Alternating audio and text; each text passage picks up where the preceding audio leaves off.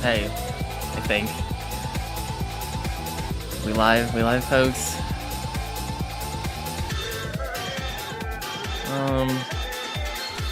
Shit, I'm just gonna say 0 out of 10.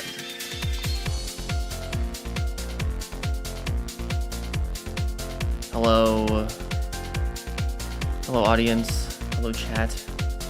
It's great to see you on this wonderful Tuesday. This is what I'm talking about. This is what I'm talking about. This is exactly what I was talking about earlier. So I'm so glad we're all talking about the same thing. Hello, Dreamish Nation. We're all back on a wonderful Tuesday. I had to get down to business on some previous Tuesdays, but now we're here. Now we're ready to go about our winding ways. Thank you for the kind words about a horse and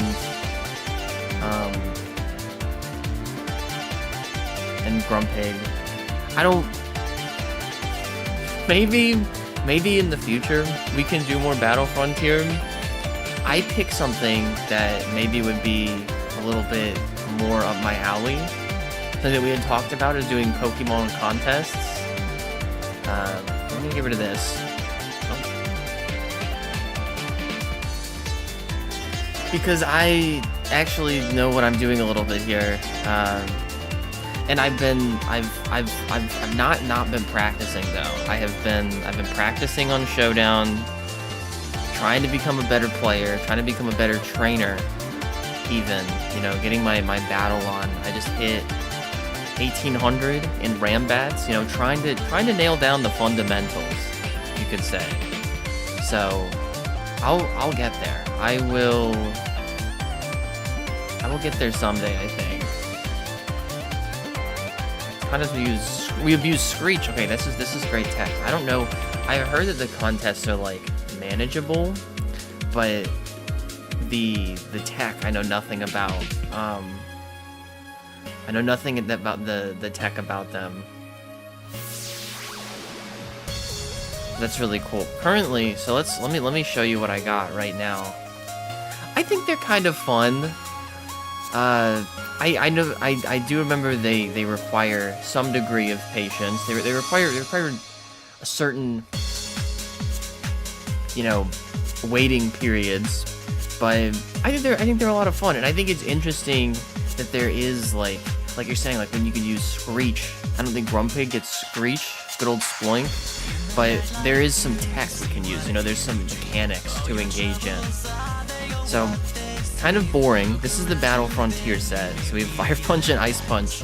Just highly appealing moves right here. Highly appealing moves. And then Psychic and Calm Mind. Psychic badly startling those who made appeals. So if I'm ever going last, then this is the place to be. Calm Mind, and then I can protect myself. I feel like this is from Sonic, folks. This is from Sonic. It's not from Berserk. Oh wait, yeah, Silver from Sonic, not from Pokemon. Yes, you've got me on that one. Silver the Hedgehog. I'm gonna turn it down. I feel like we're cranking when it comes to the music. Okay. The Pokemon I wanted to recatch and wanted to learn to be contest ready. It's been a decade though. Can't remember what I did anymore. I think maybe I might have gotten like Benjul's is. Well, she just has the one move. How well the peel in the front goes. Oh, like surf. You're riding the wave, so to speak. It's pretty cool. Okay. Complete 200 battles. What 2 berries are those? That's unreal. And what is that? That's just. Oh god, the Battle Maison has like 5 different modes also, or 4, and then it has supers. That was when they introduced super, like the super towers in Gen 5 and 6. That was when it was too much for me. Okay, so Benjul's. What ribbons do you have?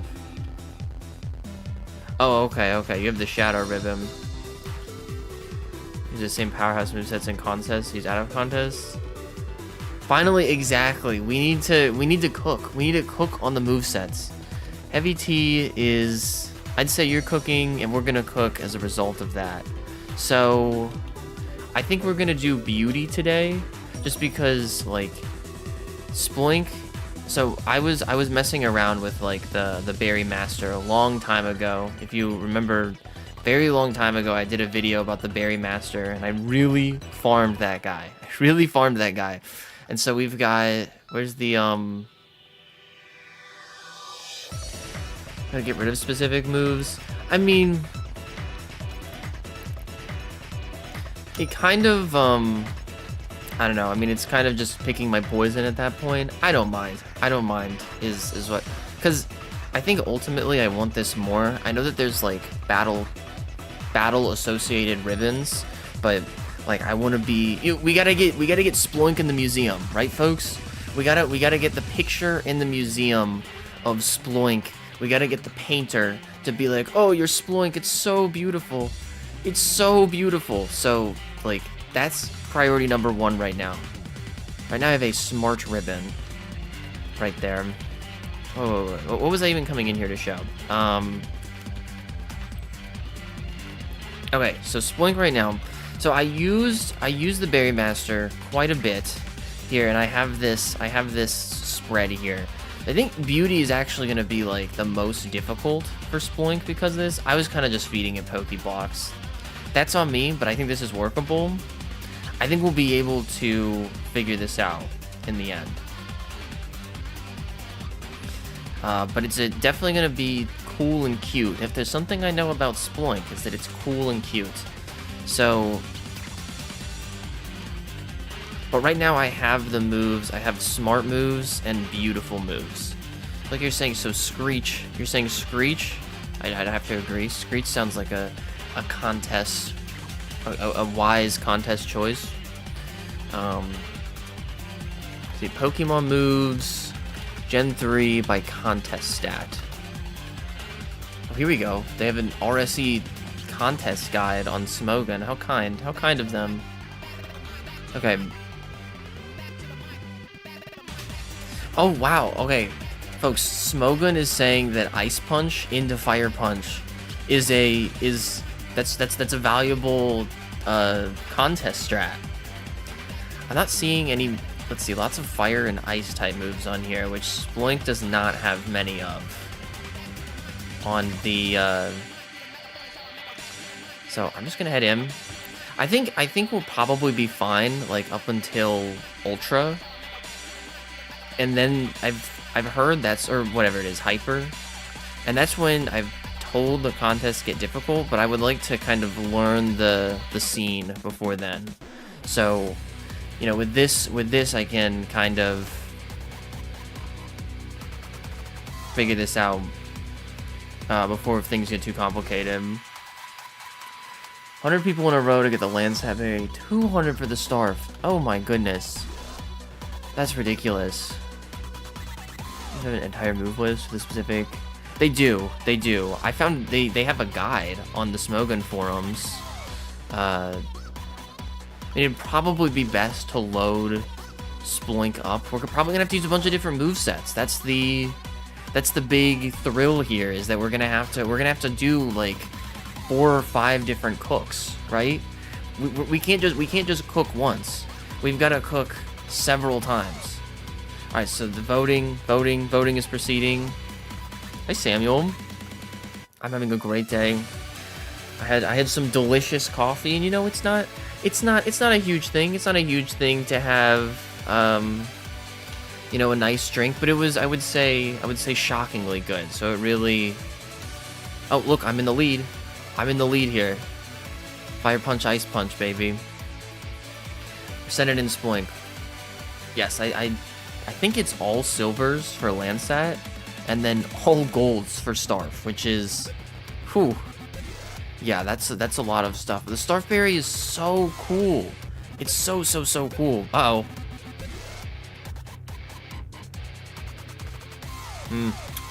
That toughness is not gonna go over well with the crowd, Alec. I think Alec needs to kind of maybe reevaluate the contest that he signed up for. Just one contestant's opinion right there. Kind of varies because of the mutations. Oh, and I was right there with you. When I was in like 10th or 11th grade, and I was like, I was playing Y. I loved Y enough where I wanted to do everything. Like, I was like, I gotta get all the Mega Stones, I gotta get all the TMs, I gotta get all the Pokemon, which I did. I gotta do like shiny hunting and horde hunting and stuff. And the one that I could never do, I never got anywhere with the I never like got anywhere like really far with the berries, to my dismay. I even had like the guides pulled up and stuff. It was just not enough time in the day. Didn't get lucky. Very disappointing. But in recent time, of course, I've rectified these mistakes. These all silvers as a kid, but gold. The palace. The palace is just. Oh, the palace. I saw, what was it, gold? I mean, it is like tried and true ridiculous to do that. My friend Spencer, I watched him. He was able, he managed to do it with like, it was like, I think the move is like a Calm Mind team. He was doing Suicune with Calm Mind, and that seemed to work out. My own team of Pokemon I love, my favorite type is Bug. Well, you know, hate to be in that situation where your favorite type is not the greatest, but you know, that's what stories are made of. That's what the trainer who made it all work out with the team of quote pathetic bugs, like that's what legends are made of, right? So I implore you to follow your dreams. Unlike an Altaria uses Hyper Beam, Double Team attack will keep you safe. Whoa, that's really cool. That's really, really cool. Hi, Leah. Hope you're having a good one. Futterbee. Oh, wait, anything with Gen 2 and Leaveney. Don't sleep on. I think Leaveney is like. Maybe I'm like Rambat's poisoned right now, but like I think Leaveney is okay. If the Pokemon gets Sticky Web, it's like you should it's worth considering. It's worth considering if it has Sticky Web. In my opinion. Actually, Gen 2 like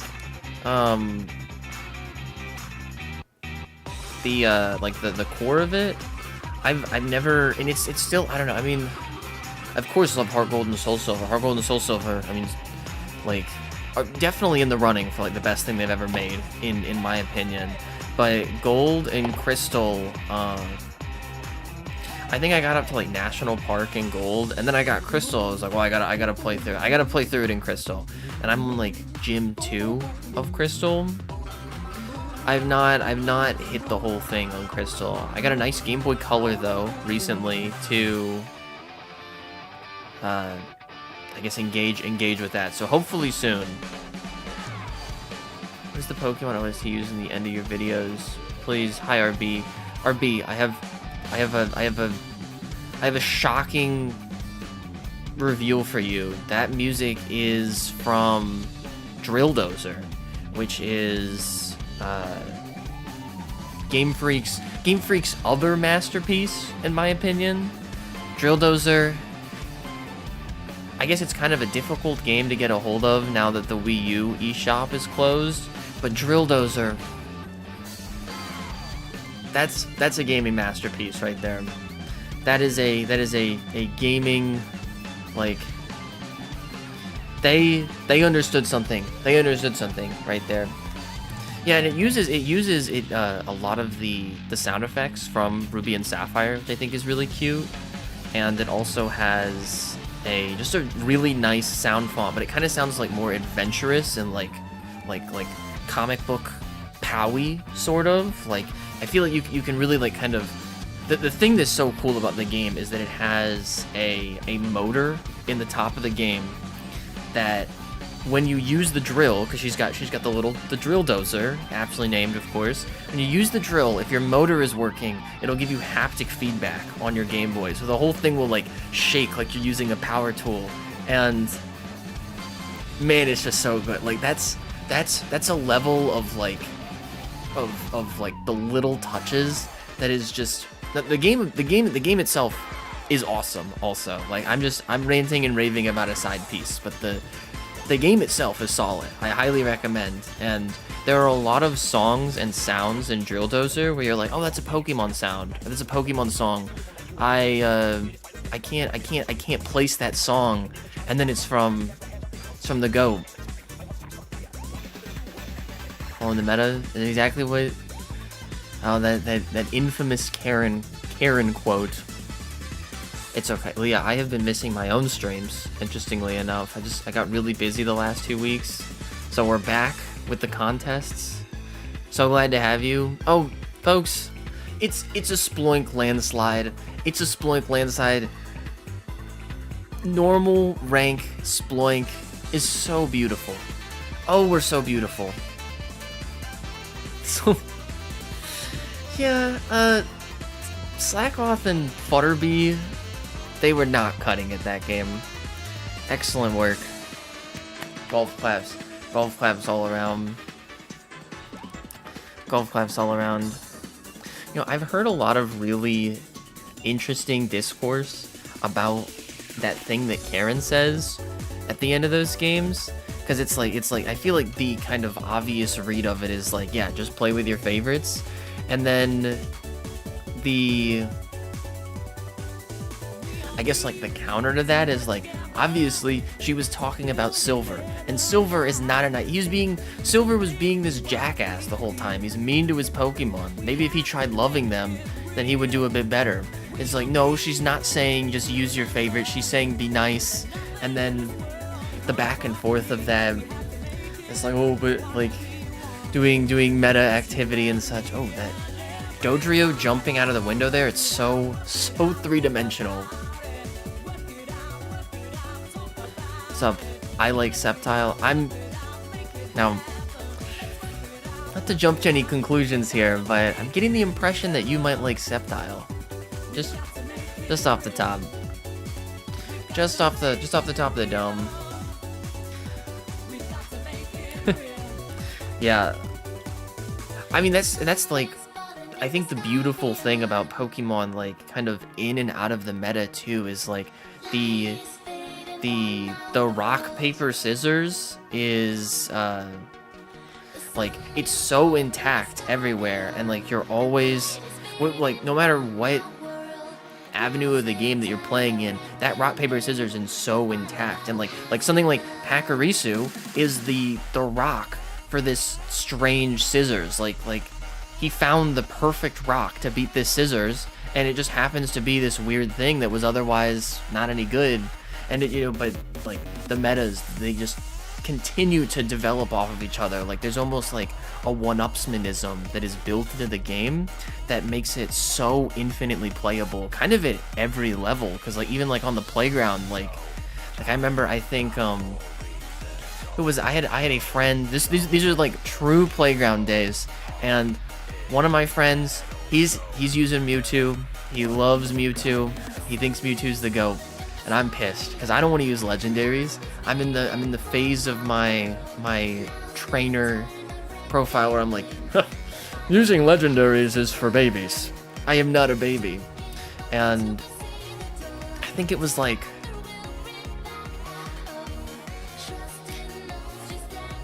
this was Diamond and Pearl.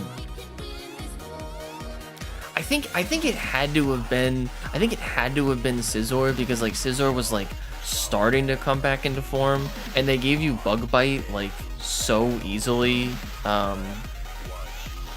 they gave you bug bites so easily in those games that it was like the playground meta shifted to like a defensive one, because it was found that unless you were like, and none of us were, of course, unless you were super min-maxing, it was like, oh my goodness, you know, Mewtwo is so great, but Scissor's up here with his like his little bug chomp, and like that's just GG's for Mewtwo. And the playground meta kept swapping and swapping. Lance is the one. See, I think that too. I think that the kind of juxtaposition, I mean, there's almost a triangle there of like between Karen, Silver, and Lance, and like they're talking, I don't know, they're talking adjacently, but not all about the same thing. I'm trying to think they like Sceptile.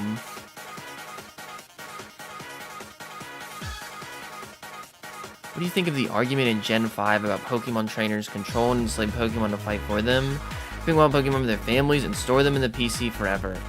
Oh, I have a lot of thoughts about that, actually. I feel like the thing that I took away from Black and White as messaging, you know, the little messaging that Pokemon is able to have, was that the message I took away, I don't know, it was like about propaganda, because sure, Getsus and N were like, Team Plasma's holding is like, oh, release the Pokemon, you're being bad when you're not letting them be free, but it was all a lie. It was all a lie. It was like a political power grab. So, and the tragedy of the game is that N, the hero with a good heart, and N is truly a hero. The hero actually practicing what he preaches, he was roped in by propaganda, and he was convinced that Getsus was like leading him down the right path until the very end. And so like the kind of like the battle I see at the end of the game, because and N in the end he's like, oh damn, you know, I was being lied to. That's crazy. I'm a little baby kid who was living this super sheltered life, and I need to actually like essentially go be an adult. And then at the end of the game, I mean, he flies away, and then his whole arc is coming back. He goes on a pilgrimage, comes back, and then he has like, you know, even though he doesn't beat him, Getsus kind of whoops his ass when he comes back. He gets to have that moment where he gets to stand up and say like, no, Dad, you were wrong. You are wrong and bad, and I'm pissed at you, and I'm grown enough now to definitively employ that. So maybe the second game is like about something else, but but all of that is to say, it was a farce the entire time. I don't think it was ever actually on the table as much as it was like messaging about like, you know, trusting yourself versus what the world thinks, and kind of like you can see at points in the game where there's like the psychological ruminations of mob mentality going on, and there's like trainers and people are like, I don't know, is Team Plasma right? Like, I mean, who am I? I'm just some guy, and then like kind of doing that balance there. I mean, the philosophy of like, yeah, it is kind of weird that people take animals and put them in little balls, keeping them forever. I mean, that's weird, but is that really what those games are about? I don't think so, as much as it is about the, like, I don't know, all that stuff, mob mentality, propaganda, like, taking advantage of those who are pure-hearted. And N is so pure-hearted and gets to seize a king inside of him. He's like, oh, this kid, he's so charismatic. He is so, like, he's so persuasive. I'm Mr. Skeeving Moneybags, and I'm gonna ride his coattails. I'm gonna do like a little frontman situation here. I'm very behind on chat. Let's check in with the people. What's up, Spencer? Oh, RB, that is such a great point about recovering the scars from the past and stopping generational I mean, I love that analysis, because N comes back and says, I'm done. Like, I'm done and I've grown. Oh, hi, Seth. Hi, Seth. Okay. I'm an adult. I don't watch cartoons. I watch the X-Files is like kind of like a good show if you don't take it seriously. I've laughed a lot at the X-Files. Gen 5 team.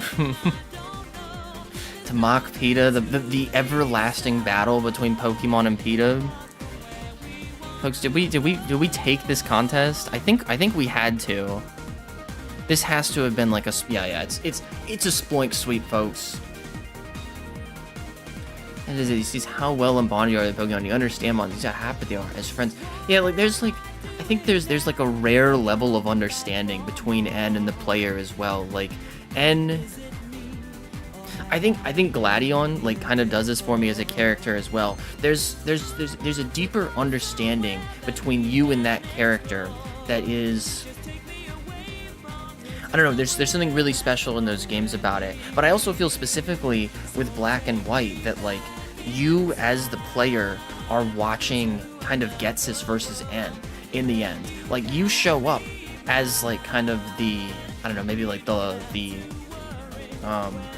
last resort kind of, like you're the reserves in a way, and like that final standoff is like a battle of wills between Ghetsis and N.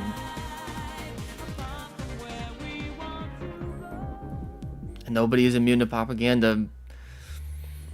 Exactly, and I think like it's so like that is like as far as like consistent messaging goes, like the Pokemon being enslaved thing, like that is really murky in the game, but I think if you can appreciate that murkiness in the context of like, turns out like trust, believing people, mob mentality, and like ideals and truths, so to speak, turns out those are murky because people can lie, people will lie, and your heart is only as strong as your ability to see through the darkness, and N could not see through the darkness, but he you know, you see that character growth, and oh, mwah, mwah. It's a beautiful, I think it's a beautiful set of, like, there's no question about it to me through that lens. The, like, are Pokemon, like, supposed to be this way? That's murky, but I see it as a secondary part of the game's message. Pokemon aren't meant to fight. Pokemon love fighting. They are absolutely meant to fight. You're so right, Seth. They love fighting. They love fighting. Sploink is sweeping out here. I don't wanna miss our. And oh, Bianca is a character. I mean, there really is so much like deep and meaningful philosophy in Gen 5 that. I would love. I mean, I could just talk all day about like the symbolism in Gen 5. Bianca is another great example of. I mean, it's something that you never see in a Pokemon game. Of like the whole thing is like, yeah, 10-year-olds go on adventures, but finally we have like the first family who was like, hey, like girly pop. Maybe like, you know, you're a little kid and you're kind of ditzy. Maybe don't go on an adventure. And you know, they play that like it's been memed the hell out of now because it's like become so corny. But the like when you leave the little musical area, this is in Black and White 1, and Bianca's dad is there, and he's like he has properly come like halfway across the country to like, and I hope I remember this right, but he's like, hey, like, you know, you've gone on your little thingy, like, can you come home? Like, we miss you, and like, I'm worried about you. And they play the music. I was touched in a rare way. I was touched in a rare way. Oh, thank you, Spencer. Thank you, Spencer.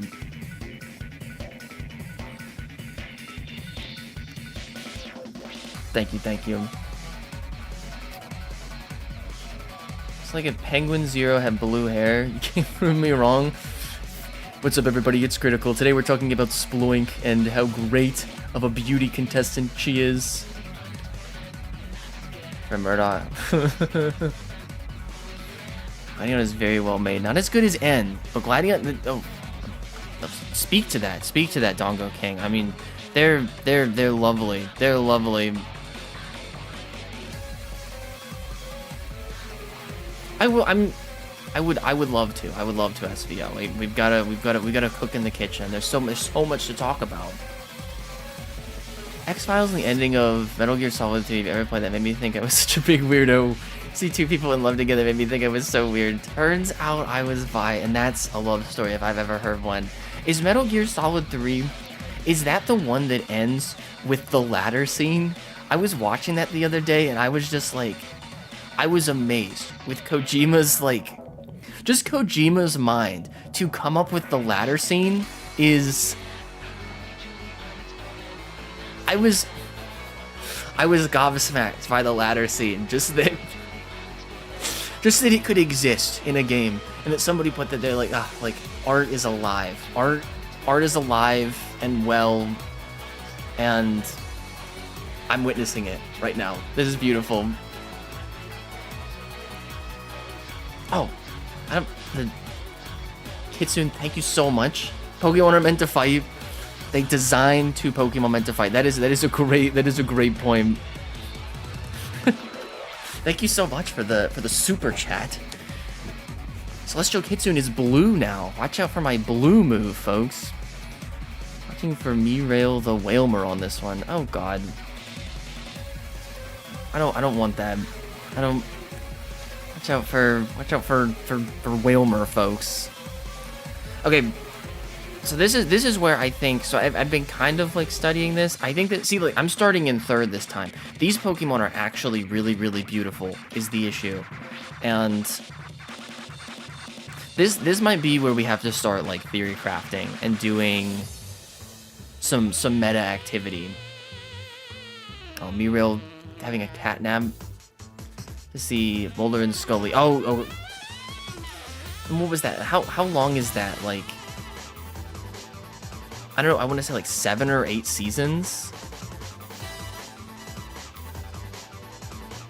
There was an episode of the X-Files. This is when I was like, this show is awesome. It was called The Virtual Vixen, and it was a game about or it was an episode about, like, it was Sword Art Online. The episode was Sword Art Online. There was a girl who was showing up in like Quake matches, and when she shot someone, they would die in real life.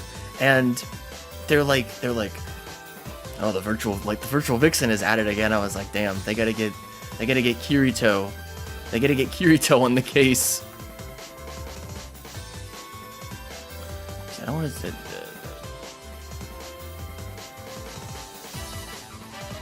Lechonk. I don't like Lechonk. What's up, everybody? Pokemon designed to fight. That's an interesting question. I mean, other Pokemon, I mean, you know, Genesect I feel like is like the really crazy one, because like Mewtwo was like, I feel like there was a kind of an intent to be like, they just, I don't know, like the scientists loosely had good intentions, right? With Mewtwo, they just wanted to make the perfect organism. I don't really know, like, you know, like what does that mean? I don't think Mewtwo was like he doesn't just have to fight, right? Like he can do other stuff. Maybe he can cook. Maybe he can like write a book or something. I am Andy. Am I saying that? I don't want to mess anything up. Please correct me if I'm not saying that right. But thank you for the blue chat. A huge blue chat. Oh, what the hell? Mirail just went. They went too crazy, I think. They went too crazy. It's Heather. Thank you, Heather. Heather, I appreciate it. The island with everyone on it, but we live. Cypher stays alive. Cypher is like, they're a pretty unreal team. Hi Hatsumiku. Hi Temsik. It's great to see you. I love what you bring to the table. I'm trying to think other Pokemon. Oh wait, I did look how many hearts I got. I kind of went beauty mode there. You know, something that, I mean, I'm sure this is like, ooh, doing some relatable posting here. But when you go into the room with Lusamine and like the Pokemon are like they're not just frozen in the ice. They're like it's like I don't know. They've been like cryo slept or whatever, and they're like clearly struggling. Some of them are horrific. Maybe one of the most like disturbing imagery I've seen in a Pokemon game. Oh. Okay, I got one. Type Null. We're on the subject. Type Null was 100% made to fight because they wanted to make. I mean, it's if they like the intent highly suspect in like the notebooks that they leave you, that like the intent of Type Null was to make an Arceus, to essentially recreate Arceus that is like, I don't know, like a pet. Like we want to have control. We want to build our own Arceus, and then we have control over it. And then it tells this beautiful story that is like related to Gladion's growth. Oh, come on.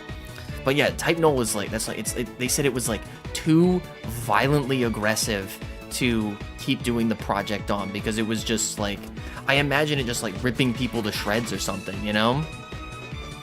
Okay. Fire Punch. We're doing the Fire Ice combo here.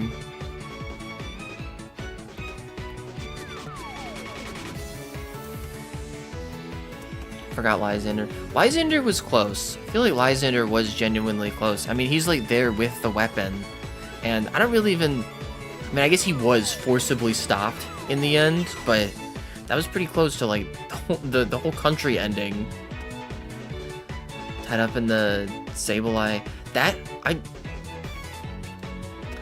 I think it's just that whole part of the game, Tony, is like the imagery when you go into like the rift in time in the future, and like the Sableye are just chasing you around, because it all starts with it all starts with that execution scene, right, where they're like, yeah, we're gonna get you now, we're gonna tie you to these posts and we're gonna get you.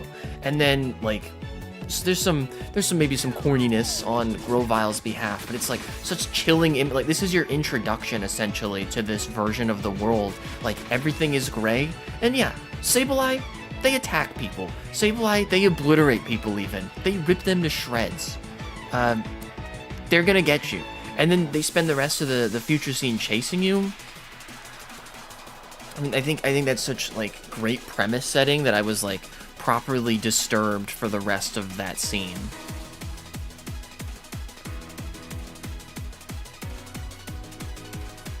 I met a Chop. It's great news. Seeing the humans in Pokemon are really humans. Very superhuman to handle those attacks.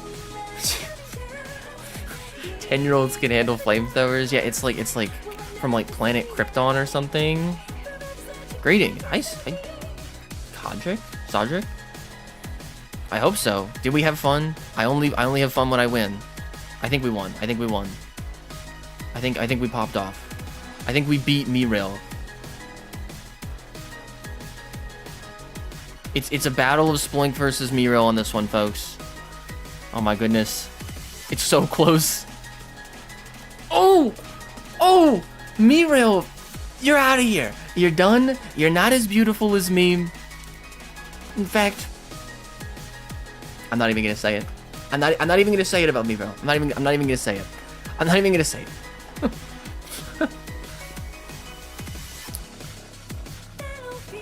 Extra mean. Sableye, they act like little goblins, and that's kind of the whole Sableye thing, I guess. I get disturbed every time Drimish ends a stream, and isn't that beautiful? Isn't that beautiful?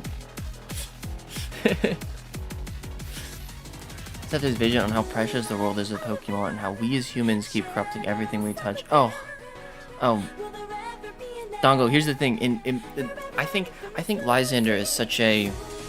I mean, he's such a character that is ripe with analysis, and I really think there is so much that is being said in X and Y. I mean, they said the theme of the game is beauty. They said the theme of the game is beauty. That's what they said in their design. It's like, oh, we're gonna make it France. It's art. It's modeling. It's fashion. It's beauty. This is the theme of beauty. And then when you run into Lysander, who is the main antagonist of the game, he says, like, he goes on this spiel about beauty, and he's like, but what he alludes to essentially is like, I love beautiful things.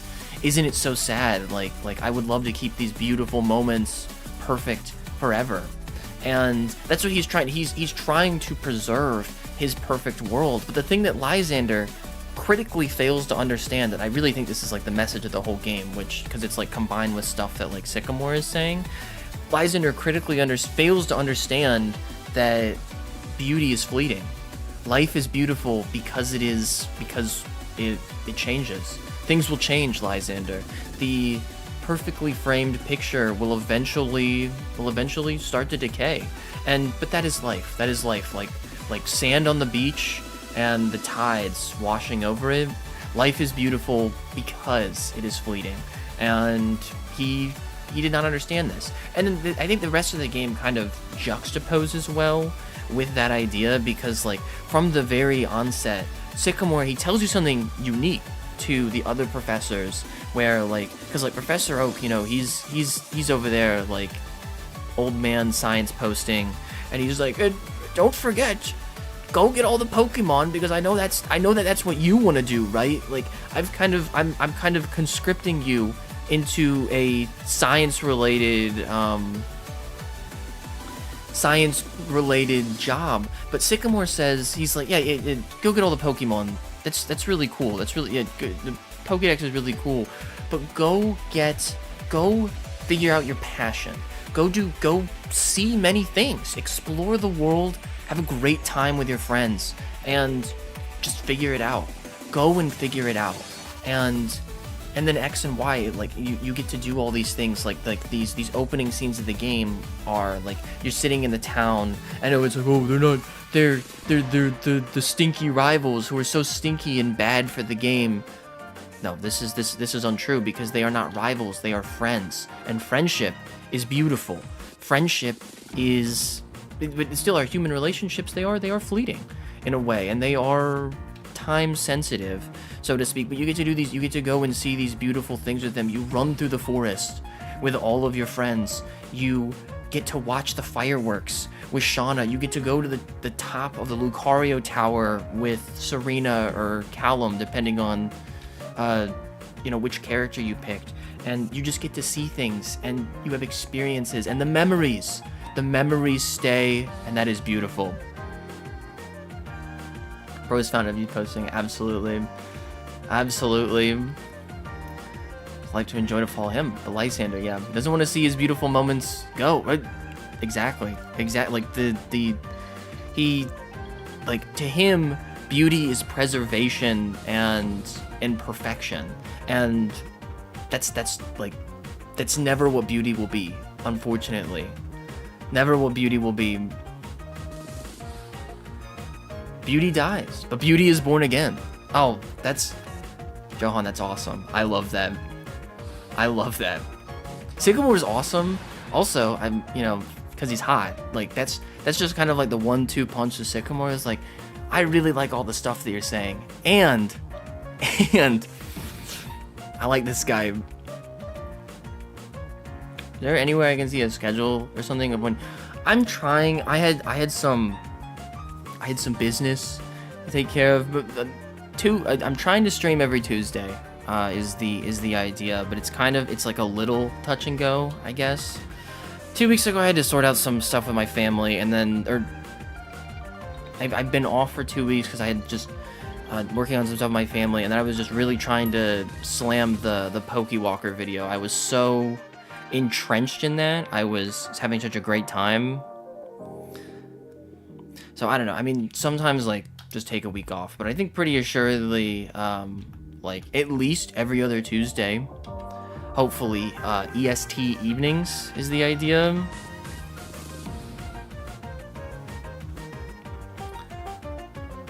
Heather, oh my gosh, I remember a long time ago somebody said that Gen 2 makes more sense, a lot more fun if you play it as a kid's life sim. Exactly. You're just a kid seeing the world. Heather, that is beautiful. And that is beautiful. That is beautiful. The first time in Pokemon, the player could actually have friends. They're like, hey man, we're just hanging out and doing fun stuff. And then everybody's like, oh, they're useless. Oh, they're terrible rivals. This guy has an ice cream cone on his shirt and dances. He is bad. I hate this guy because he doesn't want to.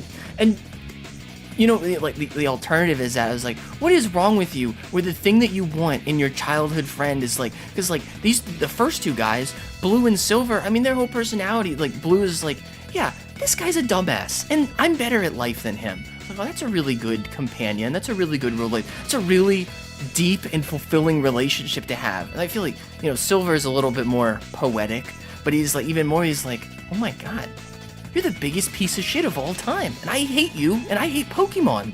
It's like, oh, awesome. And this is your best friend. You don't have any friend besides this guy. And it's like, oh wow, this is so fulfilling. That's awesome. I love Pokemon. Are there any friends? Are there any kids who would be friends with me, please? I'm always stronger than Tierno. The Ludo. I'm always stronger than, you know, the Ludo narrative breaking when Arvin kicked my ass too. When Arvin showed up with his like hodgepodge team at the lab, he went crazy. Wait. Really paints. It does. It paints him. He's really creepy and obsessive. And you know, one of the other original framing devices for Lysander, not to just revolve around Lysander, but they juxtapose Lysander with Diantha. And I know that's another like, oh, Diantha's booty cheeks because reasons, I guess. I mean, she's a mega Gardevoir. It's pretty awesome. But like, she's like a model and a movie star and stuff. And like, the first thing they show of her is like, I believe she's having a disagreement with Lysander, and he's like, oh, come on, like why don't you want to do this thing? And she's like, I don't know, ma'am, I don't wanna. And I feel like there's really something there. And then she is the champion in the end, of course, with Mega Gardevoir. So obviously there's some beauty comparisons being made there, presumably.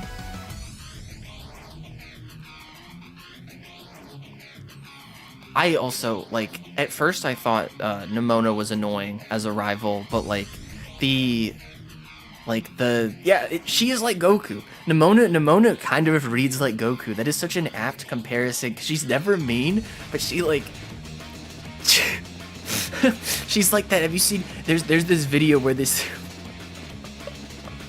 it's like there's a girl is crying at a table, and she's being consoled by two of her friends, and they're like, and you're so much stronger for that. Like, you're like, you were doing so much better. You were recovering from this dark time in your life. Like, you are so much stronger. And she like stops crying for a second. She's, I feel stronger. And then Goku teleports in behind her. So a strong opponent. Damn it. Totdle is running away with this, I fear. But Balatro? Like X and Y, kind of like the friend group thing going on. Oh, and I hope that continues for you, please. Recent Electrode short. Zach, I'm so glad you thought it was good. Someone told me that a long time ago, and then at first I was like, yeah, okay, level 3 Electrode, and then someone else, I was eventually shown and found it. It was like that there is a speed run in Fire Red and Leaf Green where you go from like pressing new game to beating all categories in the trainer tower, and yeah, that's actually how you do it. It was and this was like a year ago, I think, very recently. Worcester, if you know who he is, he like a Pokemon speedrunning legend essentially. That is the path. You play through the beginning of the game as normal. You get to 60 Pokemon in the Pokédex, which that Electrode, that's a free Pokédex slot. That's a 3-for-1 on Pikachu essentially. And then because the Pokemon are set in the trainer tower, the Electrode actually it's like, yes, it's 100% meta to run that Electrode, because there are, I want to say there aren't any ghost types that might not be wrong, but so the set that he had that got the world record was level 3 Electrode, and then like Pidgey, Rattata, Weedle, and Caterpie. They're all level 3. When Electrode goes down, and it goes down a few times, you just slap a revive on them and you throw in like one of your pieces of fodder. And there are 2 Pokemon that have more than 20 health. One of them is Dunsparce that has 21, and then you click Explosion, which is a move tutor on one island. It's so niche and complicated, but it is a perfect example of why I love Pokemon, of just like the borderline random and ridiculous problem solving that you can do that is like, and if we combine this and this and this, we can intersect all of these things to make the perfect scenario. And like, we're looking at something that is unrecognizable from the original idea of essentially just go fast, and it's beautiful. I love it. I have to root for Botro the Crobat. Yeah, I don't think Botro is winning this one, buddy. Oh god, I clicked normal. This is supposed to be master.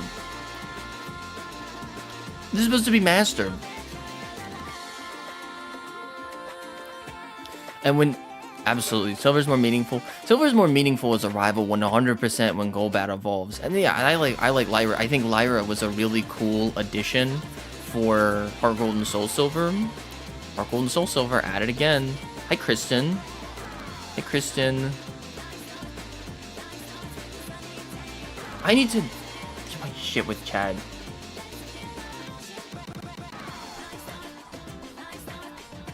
Diantha's a great champion. Absolutely. Don't let anybody tell you different. Oh my god. Okay, Hitsu, thank you so much for the yellow super chat this time. This is like unbelievable. Wouldn't you prefer this beauty of yours to last forever? No, that's boring. Who wants to be stuck playing the same roles all the time? There's no growth to that.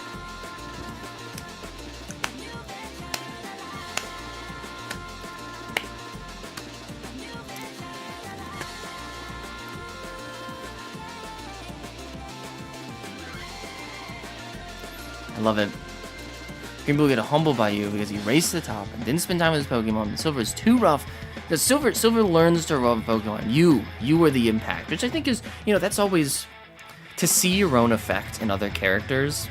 Even if you don't essentially have a choice in that matter, I think that's cool. That's cool, and it's fun. It's fun writing to see the effect that you have on the world, like, because it's like, I don't know, kind of like a mirror. Like, I can change people's lives. This guy, he's always being the worst, but I can change. Maybe, just even if it's just a grain of sand, I can change that experience. I hope he repented.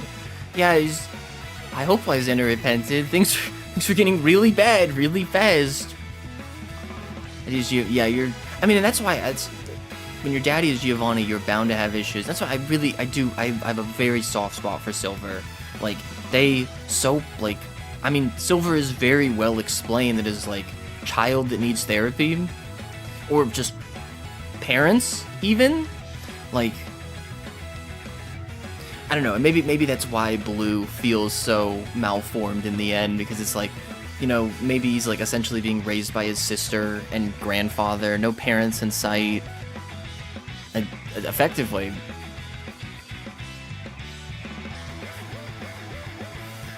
I'm so glad Tepsig. I can't stop. Yeah, that was my bad. We are look at this crowd of people. Look at this crowd of people. We are surrounded by the Pokemon beauty fans of the world. Views? I don't know, SVO. I mean, that's to understand the YouTube algorithm.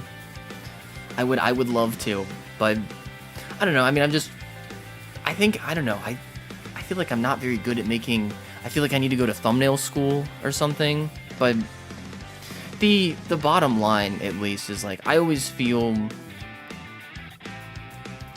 I don't know, I always try to make sure that I am, like, mostly satisfied, at least. And in the end, it's like, it's a good piece either way.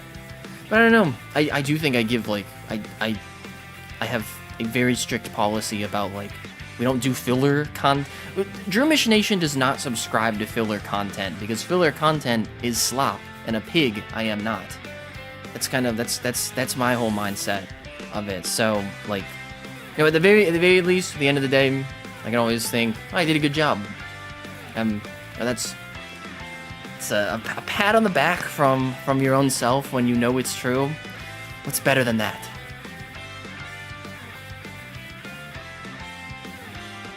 It is Sploink. It is Sploink. A lot of people stream the contest.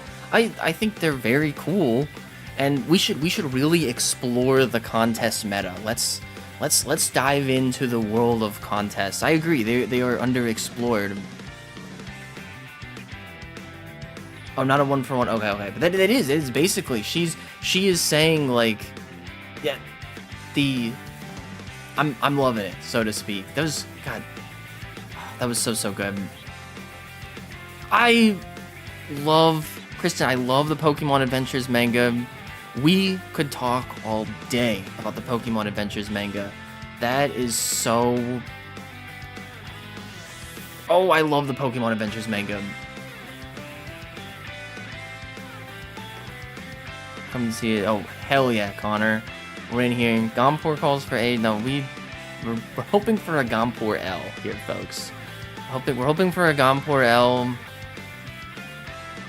That Morning Sun animation was beautiful. Mom is gone. Dad is a criminal. I don't have anyone to tell me what's right from wrong. You need to treat your Pokemon better. You can choose a different way.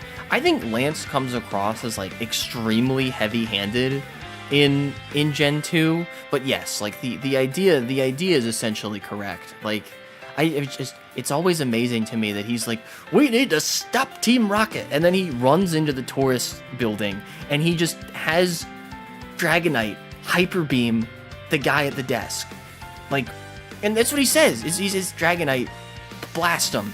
And I started blasting, and they're like, ah, damn, this guy's actually, like, this guy is deeply unwell.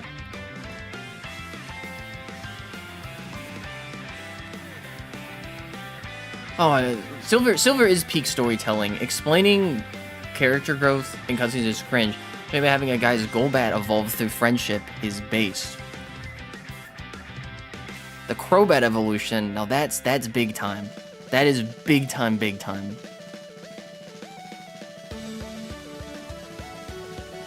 Adored contest. I'm so sad, BDSP. Yeah, what the hell, BDSP? But BSP, why did you ruin the... I mean, like, the rhythm game is kind of fun. It's so fun to, like, explore the spirit of Pokemon that doesn't involve, like, fighting to the death. JD, what's up? Is it all just a JD ruse? I think I have all the volumes up to Emerald, and then I'm kind of scant after that. Because the Adventures manga starts getting complicated after Emerald ends, because then like the connected story is like sort of vague after that. There was some gruesome. I mean, the Adventures manga tackled. I mean, obviously Arbok getting cut in half, but it was okay. It lived. The Arbok lived. Koga confirmed this. The reasoning for like the Elite Four being bad guys in the Adventures manga, I thought was so cool, because like it was either like Lorelei or her Pokemon.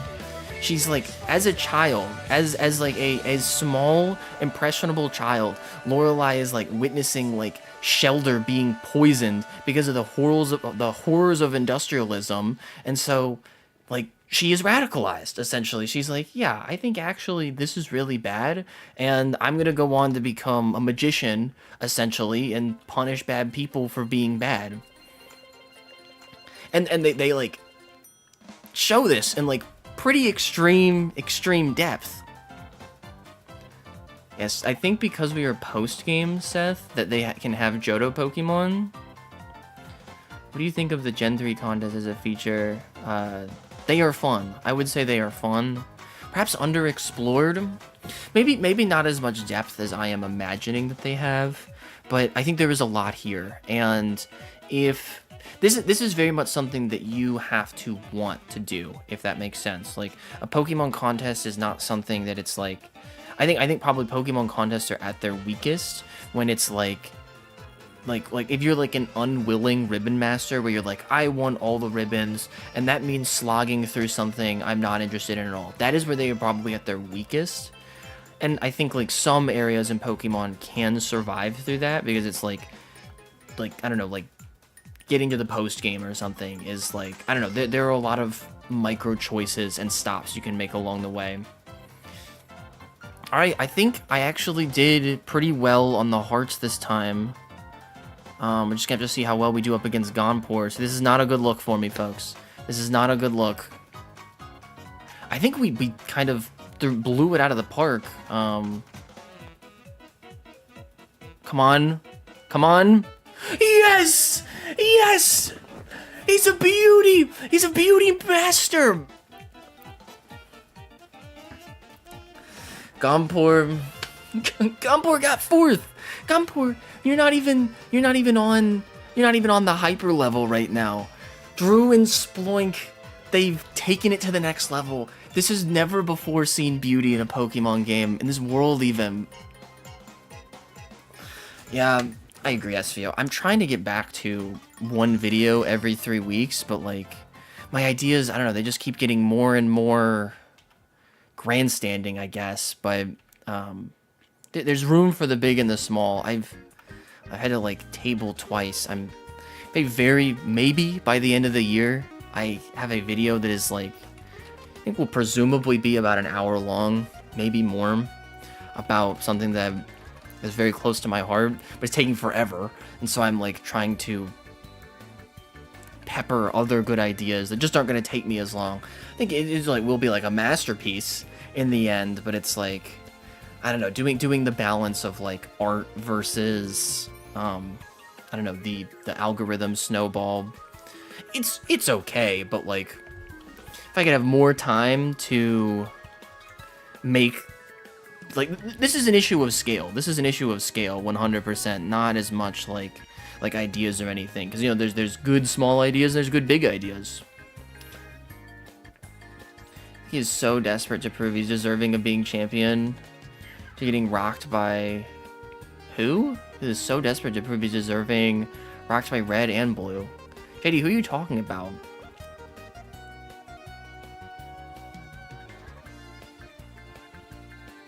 Be a great Rainbow Dash PMB with the colors theme. Oh, I love some sort of shitty ruse.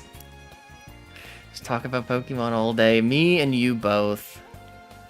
I just wished I knew how it worked when I was younger. Yeah, well, Connor, that's great, because we're here to find out. I mean, it's like, it's sort of like battle adjacent in the classic era. And yes, this is Mario. This is a Mario Kart playlist. It's sort of battle adjacent, but I think it's really interesting of how like the kind of the battle in Pokemon contest is like, I'm not subscribing to this at all, because I was doing the beauty contest and I was doing the fire and ice combo. Trust me, this is meta. I read it on Smogun that the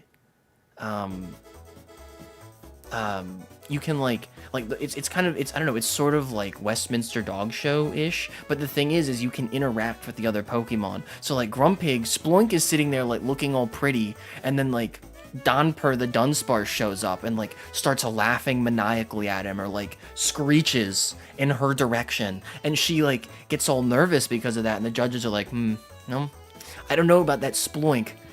I saw her crying backstage, and I'm gonna have to dock some points for that. I think it's very like, I don't know, it's almost like comical in a way, like maybe think like a wrestling show, like, because you can be a face or you can be a heel, and you can mess with the other contestants, and you can yell at them or like disturb the arena. I think it's so interesting for that reason. I'm surrounded by beauty when I'm surrounded by beauty. Oh, Lance. Okay, now I get you, JD. He's such so aggro in those games. Shiny Hunt. Oh, please. please, Heather, please. I just to discuss. I don't know. I love what Pokemon means, and I don't feel like there's enough of that kind of thing. I want to spread that, and I want to take that in more and more. Did you save? Great point, folks. We are saving the game. This is a great point. I made a sandwich and it magically came to life. Would that legally make it me its father? I guess it depends on how it came to life. If it was inconclusive, I would say yes. If we could, like, prove it through some outside intervention, then I would say no. What do you play besides Pokemon? Right now, I am playing the new Yakuza game, or, excuse me, Like a Dragon. I just started Like a Dragon Infinite Wealth. Oh, that was something else. I got on the Deadlock, alpha, or what, like the playtest for Deadlock. Deadlock is very fun.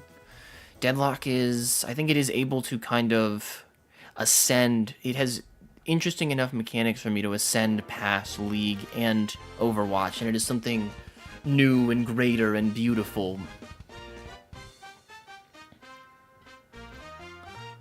The main game did not have...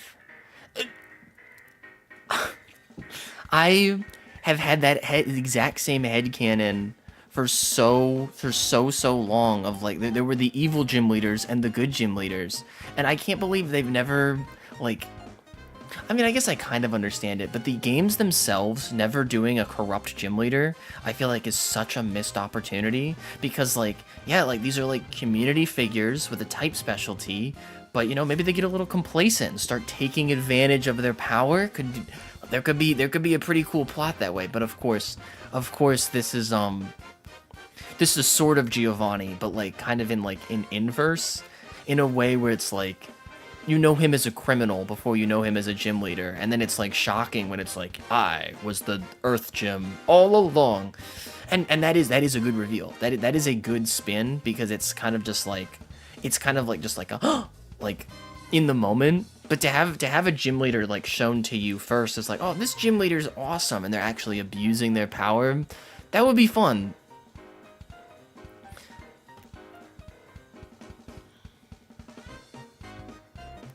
I know, JD, I know what you're saying, I know.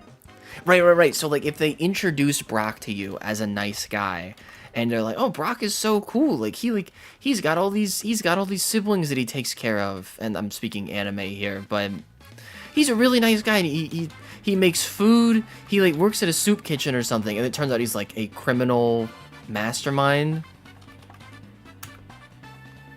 Check this out, folks. Sploink. So beautiful.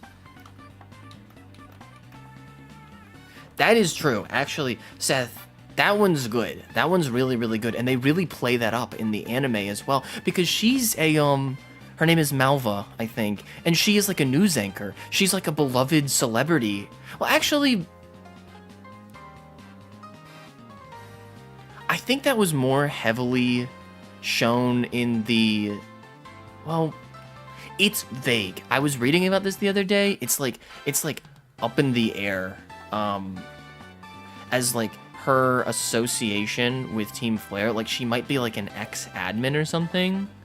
She has knowledge into Team Flare's workings, but she's like, there is some level of disconnect there. That's still really good though. You're right. I really like contests in ORAS, just overall, Leah. Yeah, they're very fun in ORAS. I mean, Pikachu wearing a costume, that's just peak right there.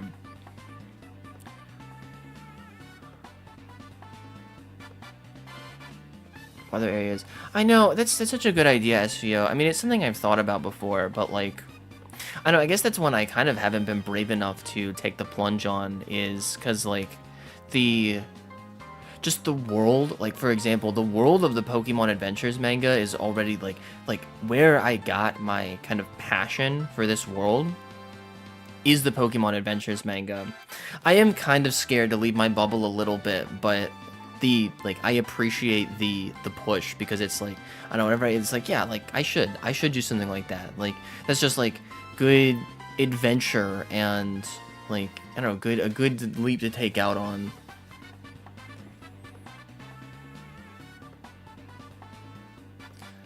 A lot of Absol blogs when he talks about being on causal hunting and have an anime. It's like, oh, that's and Absol's just lovely. I feel like Absol's like somebody who gets it. Venus,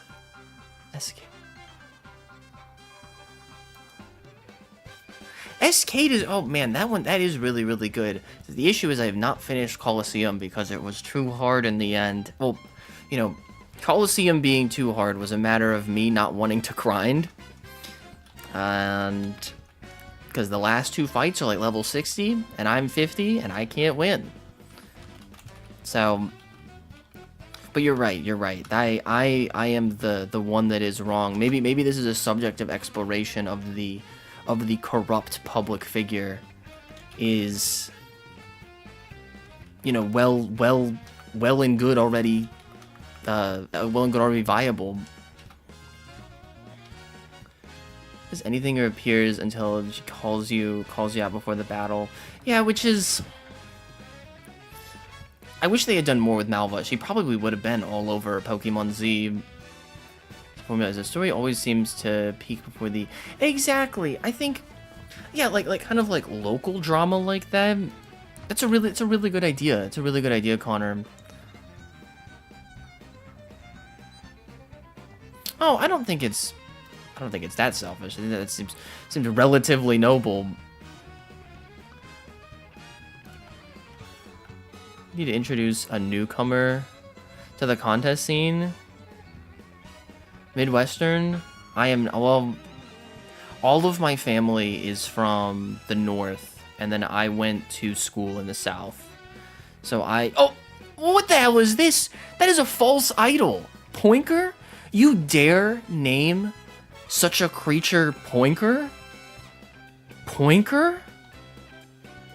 I would call that ungodly, in fact. Hi, sir. Hi. Watching you stream more. We're going every Tuesday. We're going for every Tuesday, folks. Every Tuesday. If we can make every Tuesday happen, we're going Tuesday nights EST. Mark your calendars. Malva could hit me with her ultimate weapon anytime for real. And Raichu, well, I mean, you know, you get Sycamore and Malva in the same room, Seth, and I'm not gonna know what to do. Oh, how can I help you? I'll crush you in battle so hard you never raise a finger against... Oh, here we go. Calm mind. I'm gonna calm my mind here. I eat dry egg. Well, just be safe, Dave. I think Spoink was made just for the pinball games. I think. Do we know it all?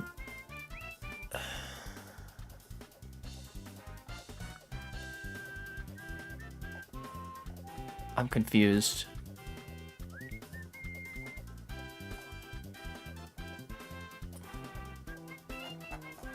I'm confused, Kitsune.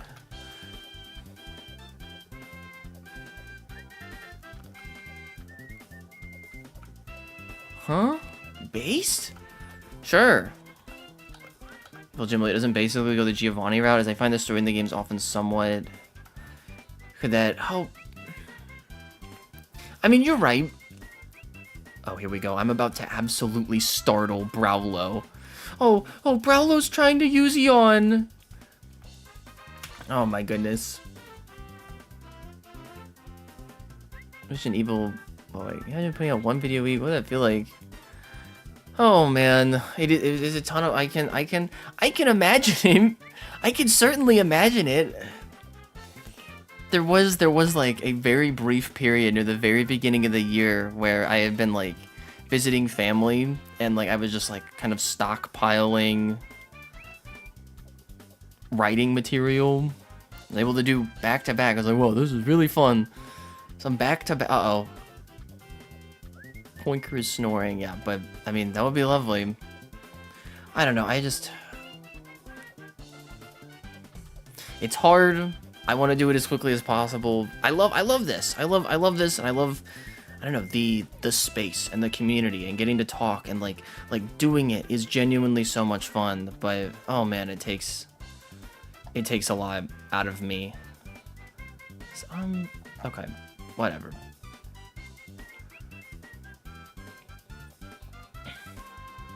How was your weekend? My weekend was lovely. Had a pretty great weekend. Thank you, Confused Psyduck. See, I'm gonna avoid being startled this time. What did I do this weekend? I started reading the Soul Eater manga, if anyone's familiar with Soul Eater, because I read that the Soul Eater anime was very much like the original Full Metal Alchemist, and that the manga, they had to come up with a different ending because the manga wasn't done yet, and so they just ended it, which was a pretty good ending. I watched it and I liked it, and then that's a crazy quote to call on so quickly. The smiley face as a teacher, that might be Assassination Classroom. There's someone you get Death, the Grim Reaper, the Shinigami. He's there and he's kind of a smiley face. But I've enjoying the manga. I'd say that's my weekend highlight. And then I played some Teamfight Tactics, which I'm not doing super hot at, but things are going okay. See, look, Poinker is a false idol. I just used Psychic on Poinker, and they were, they faltered a little bit. It's not already covered by the luckily little team. Unless you make the story more nuanced and complex, I don't really see them doing it. At least, yeah, I agree about that. I guess what I'm imagining for like corrupt gym leader is like, well, maybe, one thing that I thought was interesting, like Black 2 and White 2, just because they were like, I don't know, I wouldn't call them growing pains, but there were like a lot of shifts because it's a 2 years later thing.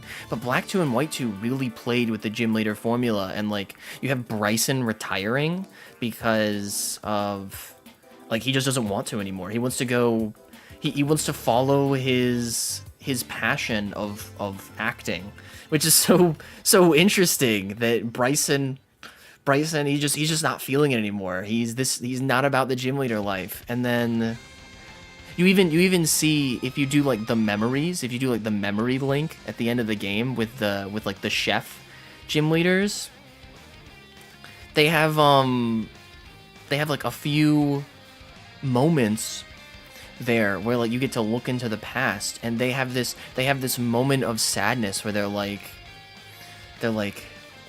all of the gym leaders went to Team Plasma Castle except for us, and we didn't go because we're weak. Like, we just like this is really sad. Like, we are not as good as the other gym leaders, and like it's pretty patently clear at this point. And yeah, we're sad and we're retiring from being gym leaders, and then you get to meet them. I think you can battle them in Black 2 and White 2, but they are like dejected, and I don't think they ever really able to bounce back from that. But it was so interesting that, like, I don't know, to see this kind of, I don't know, like the dejection of a gym leader. Like, oh wait, you can multi-battle with them. That's cool. It's cool. Oh, hi, Belle. Great to see you. Type of music, Leah, I've been listening to Machine Girl a lot recently, and just like, I don't really even know how to describe Machine Girl succinctly. It's I guess maybe hyperpop is the correct word. Oh, Splink, you're so smart. You could even say that you have a super level of smartness. Machine Girl, and then I think, I don't know, like kind of groovy and jazzy lately, like some bossa nova. There's this Japanese artist named Masayoshi Takanaka, who has like did the artist show up? Oh, I don't know actually.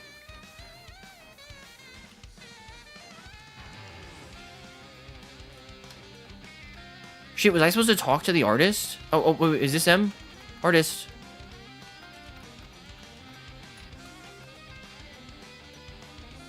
Oh, there it is. There's the master rank Sploink. Hi, Kamango. He stops you by the counter. He did not. He did not stop me. I was not stopped. Damn. Did I miss the did I miss that? Takanaka is like probably the best music I've ever listened to. Whenever I'm in like a slump, like a I don't know, like a creative slump.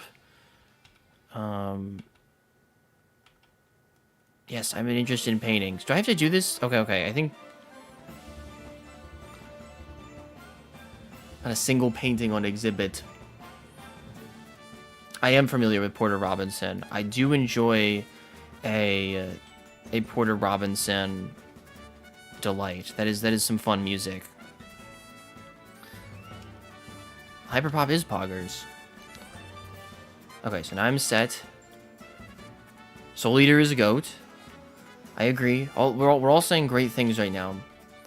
Need one painting for the artist ribbon. Okay. Yeah, so let's go get the painting. Cassiopeia sounds... I have not listened to Naniwa Express. Cassiopeia sounds really familiar though. Like the dangerous coworker. the Porter Rob, what is it called? Dangerously Fun. Thank you. It's like almost like a memed on song at this point, but like I do love it. The what is it called? Like the it's like it sounds really sad. Is this even Porter? What is it called? Porter Robinson song. Is this even him? Maybe I was listening to a remix or something. Maybe it was called like Porter. I will find this song. No. I don't even. It might not even been the right. Might not even been the right person. I swear it was him though. It's called like.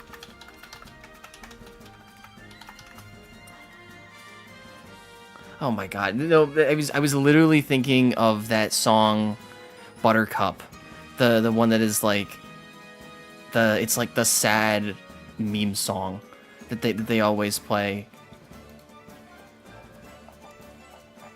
I feel like I want to say, was Porter Robinson on Monster? Like, was he ever featured on Monster Cat as a little bit? Jack Stauber, yes, yes. That was what I just pulled up.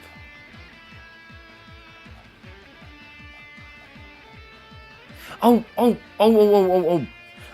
okay. I found what I was thinking of. This song is called Shelter, and I originally watched it because the music video had an anime girl on it, but the song is like, it's like heartful. It's like, I don't know, it feels like really soulful. God, it has 82 million views. That's unreal, but man, it was a good song. That's a good song. My Gardevoir will always have ribbons. This is excellent. Hamstreak, your Gardevoir sounds like I could live up to the name. Okay, Spencer, how do I get the so now that I have the museum unlocked, does that mean I have to do the master rank again to get the painting in the museum, or can I just keep going?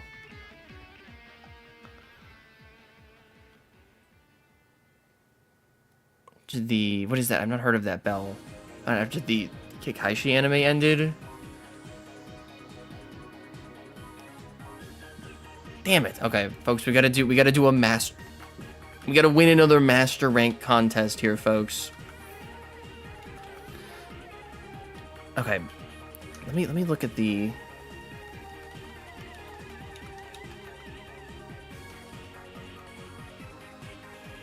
Yeah, I'll just keep going in my order. Let's look at the condition. So, I think Sploink is actually like... Yeah, so coolness and cuteness. That's where we need to get Sploink going. Trio's on a separate case? What do you mean? master makes you do. Typically the... Oh! Those are so fun. The Disney remixes are so fun. Everything goes on. Everything goes on. Everything goes on. We're gonna take mental note of this. That sounds great.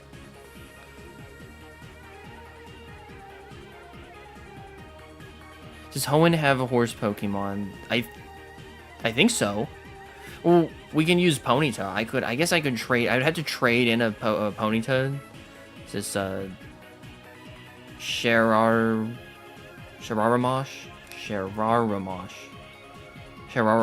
It's a lovely name.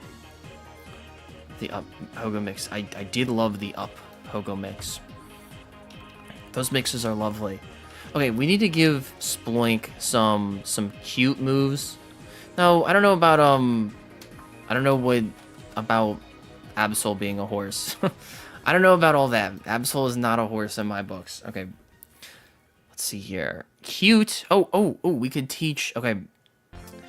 To get cute, useful follow-up moves is Snore, and Rest. Why is Snore and Rest good? We definitely teach it Snore and Rest.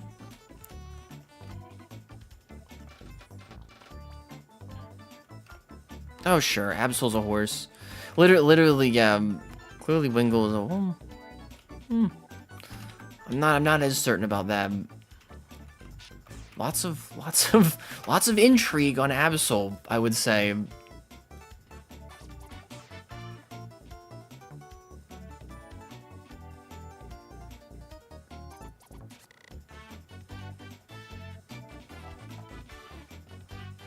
New game.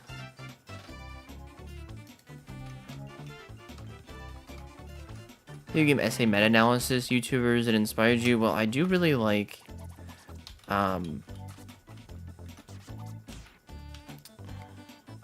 maybe not exactly answering your question, but someone that I was inspired by a long while ago, like I continue to be, is what am I doing? I need to go get I'm here to relearn, I think, Snore, because Grumpig learns Snore.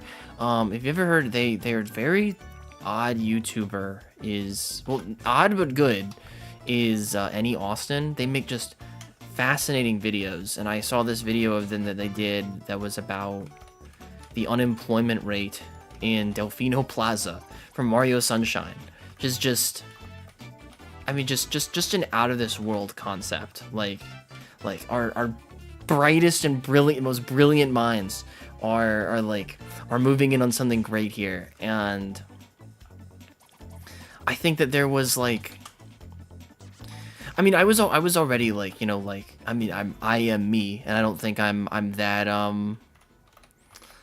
like I'm true to myself, but it was like seeing him do what he did along with some other people, but like him really sharply was like yeah, just do you. Like there is so much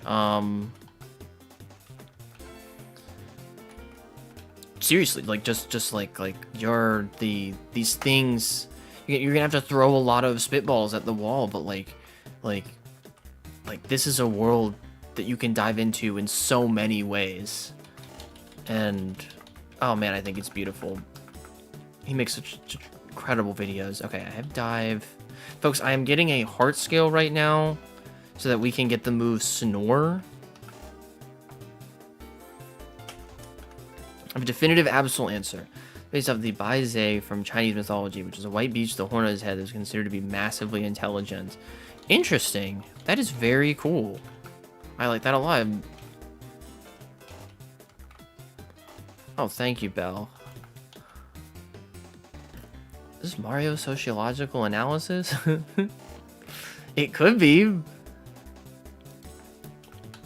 I know, and I think I want seeing that perspective, and like, it's all so fascinating to me, and I think there is like a world within video games and the art that they hold that is like only just now like being tapped that are like these art focused videos that are like just I don't know the random thoughts that we have about. Yes, okay, I knew it was here. This is me like being like Pokemon hyper focused. Yeah, like I had a distant memory that this random rock had a heart skill on it, but we did it. We got it there. They should bring back diving. It's just good fun. Folks. Absol will be found near Zygarde. That is a really cool touch. Like, maybe that isn't Absol's natural environment, but you find Absol right before, like, everything gets ridiculous.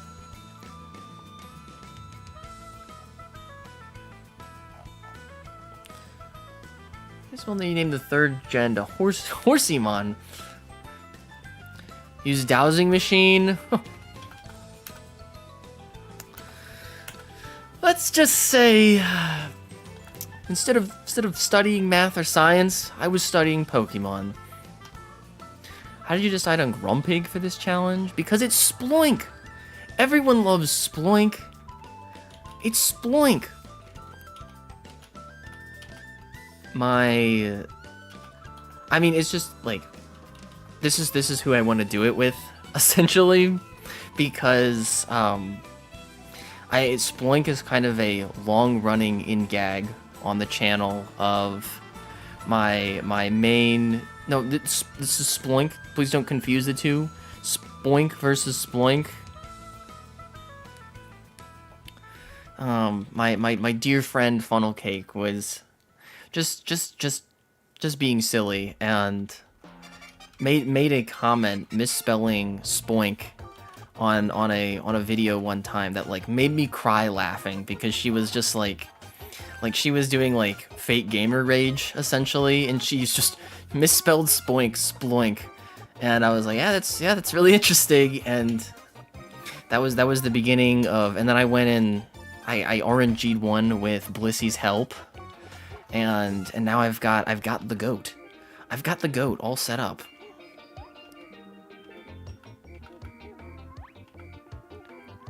Okay, got Snorbag.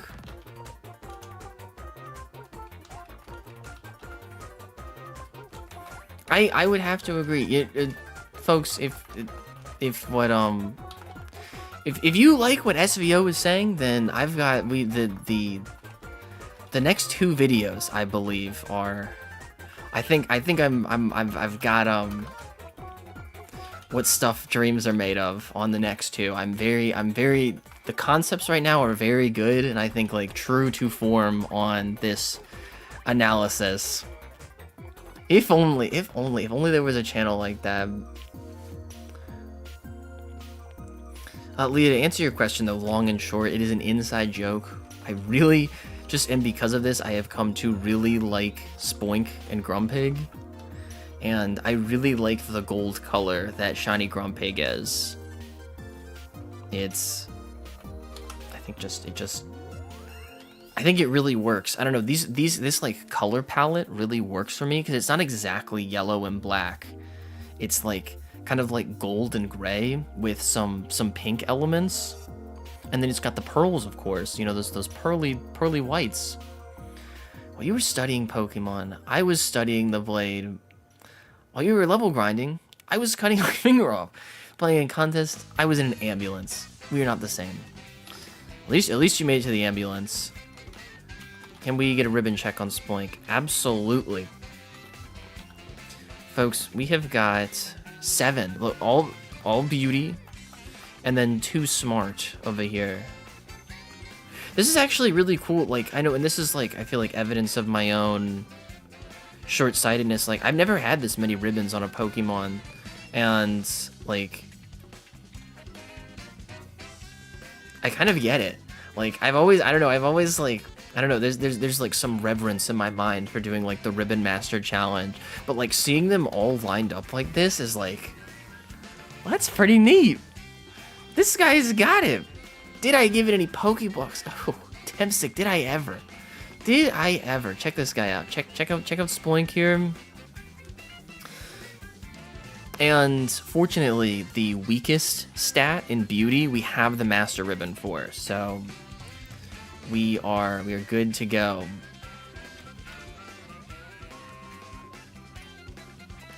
For your kitty to real life short comment left on Sir Woggly Puff's makeup tutorial.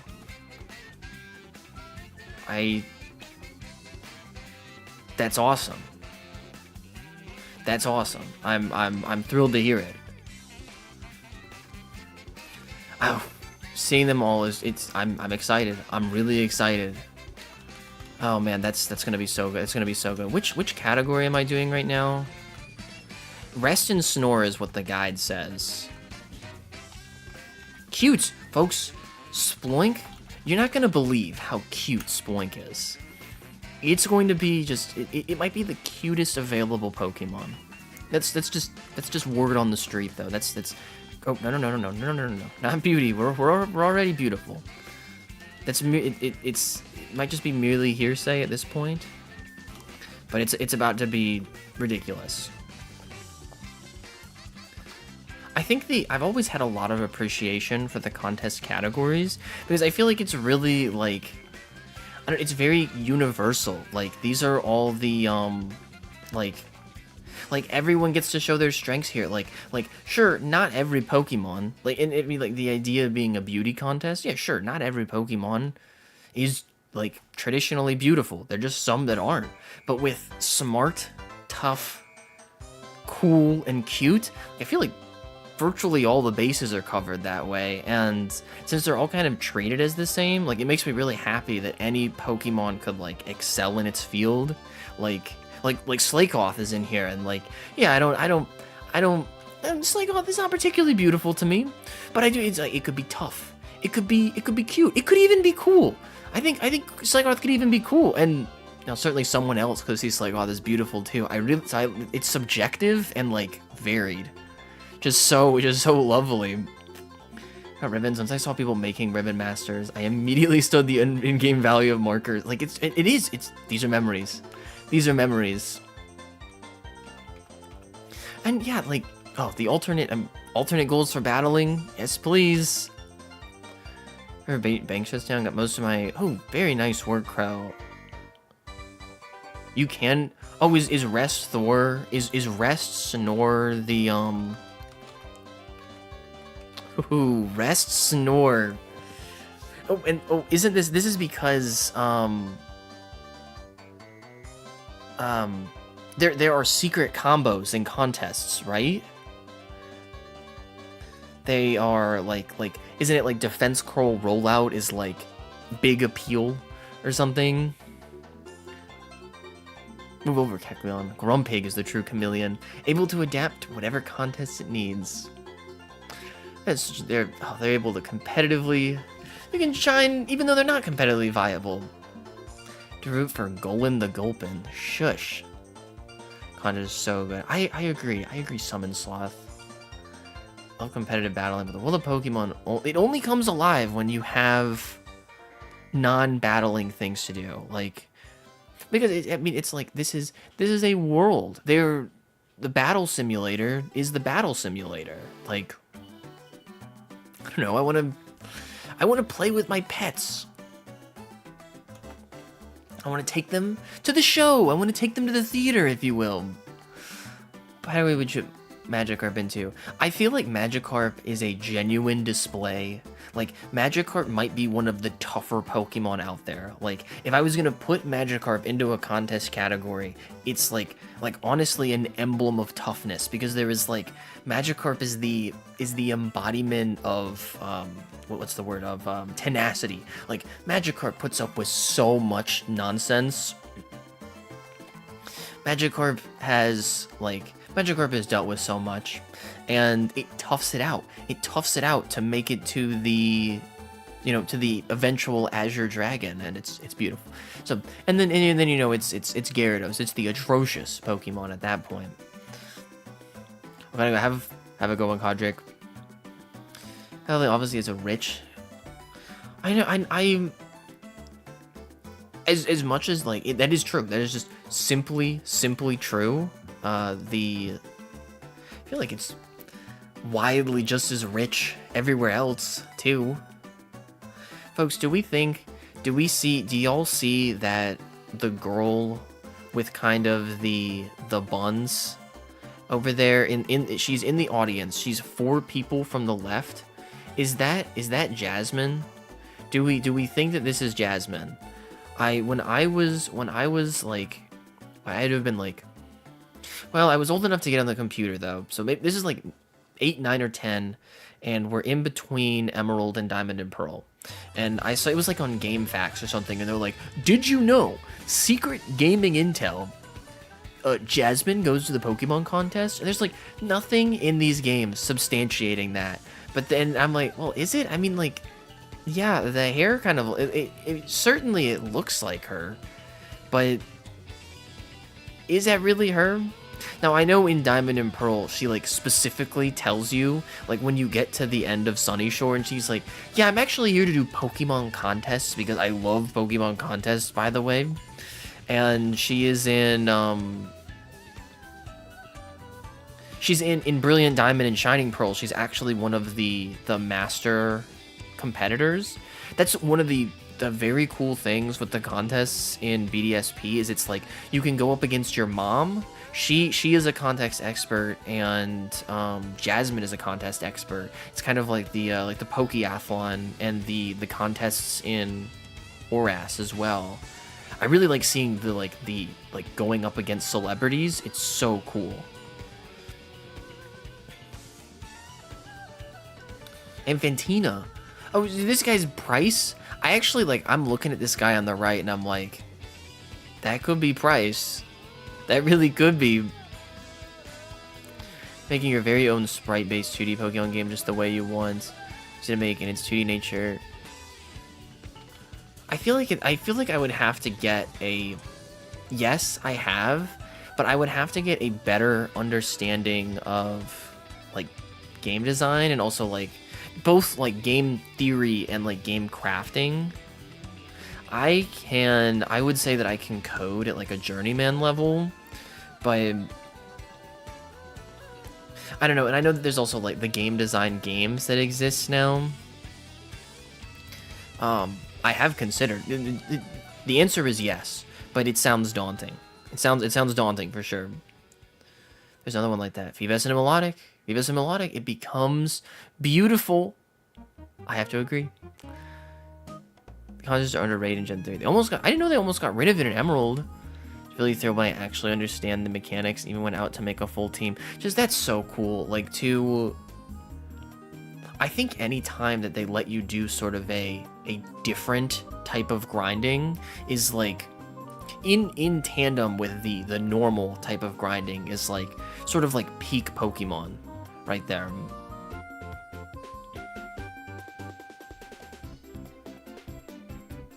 That is sad. That is like, so running into the gym leaders like while they're like shopping or like at a restaurant or something, like running into Crasher Wake. He's like at the mall. He's like, hey kid, I'm over here buying masks because this is the only place that has them. See ya.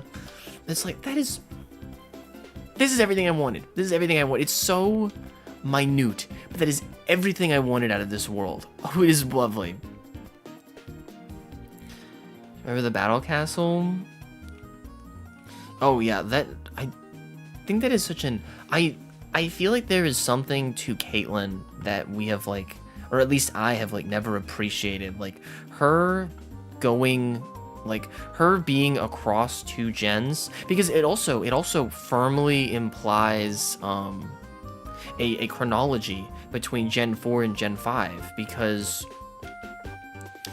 it like essentially like it forces Black and White to at least be several, I guess it's not exactly an exact science, but that enforces Black and White to be several years after Diamond and Pearl.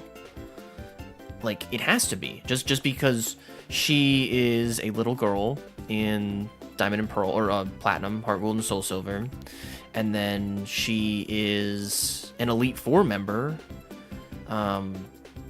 in black and white, and so I don't know. It feels like there's something there. Maybe there isn't. Maybe there isn't anything there. But are there gifts? Give me some gifts. Who's oh, repels it. Where do I get presents, Command Go? These are just normal people. I would like some chips. Salt and vinegar chips, please.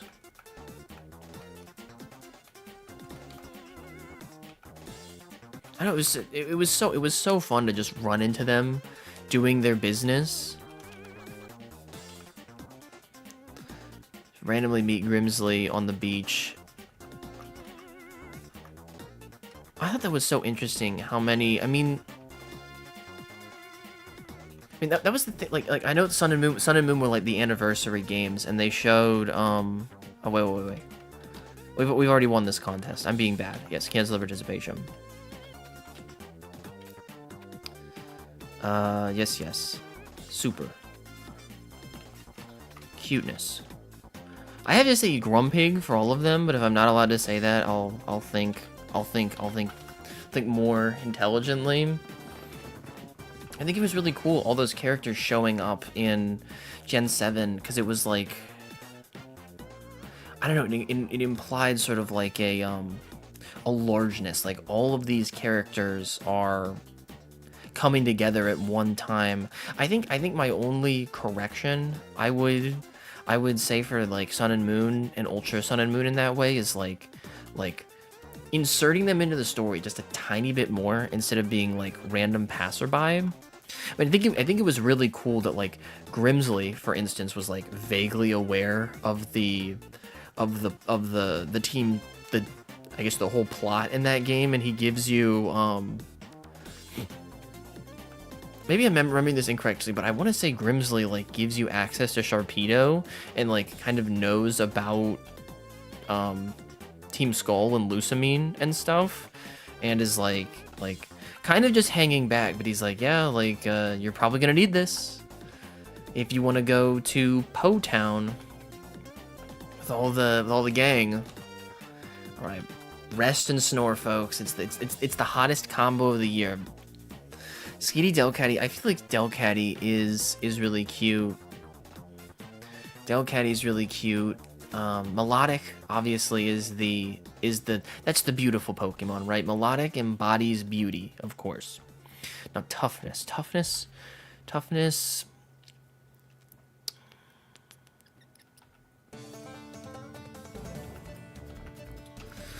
Who's the tough Pokemon of Gen 3? Oh, I feel like Hariyama. Hariyama is... I'd give it to Hariyama for toughness. Now, for smarts... Actually, I don't know. Hariyama, maybe like... Hariyama or like, I feel Armaldo. Also, like, Armaldo strikes me as a particularly tough character. There's toughness oozing out of Armaldo's design. Now for smartness, I don't know why I want to say Claydol, but Claydol sounds right on there. I mean, it's like a psychic type. Claydol sounds good. I think for coolness, there's nothing tougher than chasing your dreams. Bagon is a good contribution. I agree with that. Analyzing appreciated games. I think you're in a unique... Oh, I appreciate it. I mean, that is something I deeply like. That is like when I am like moving through a game, like that's the only thing. Like that's the thing is in front of my mind is like what works, what doesn't, why. Like, oh, this is so incredible because of like point A to point B to point C. I feel like I have some light game design aspirations, but I haven't tapped into any of them just because I don't know, it really does feel like a mountain, you know? Like it feels incredibly daunting, and but just to like kind of make, I don't know, to make, I mean, to make is beauty. To make is beautiful. It's also Bagon, because there's nothing cooler than chasing. Alright, I don't know if we can have Bagon for all of them, Seth.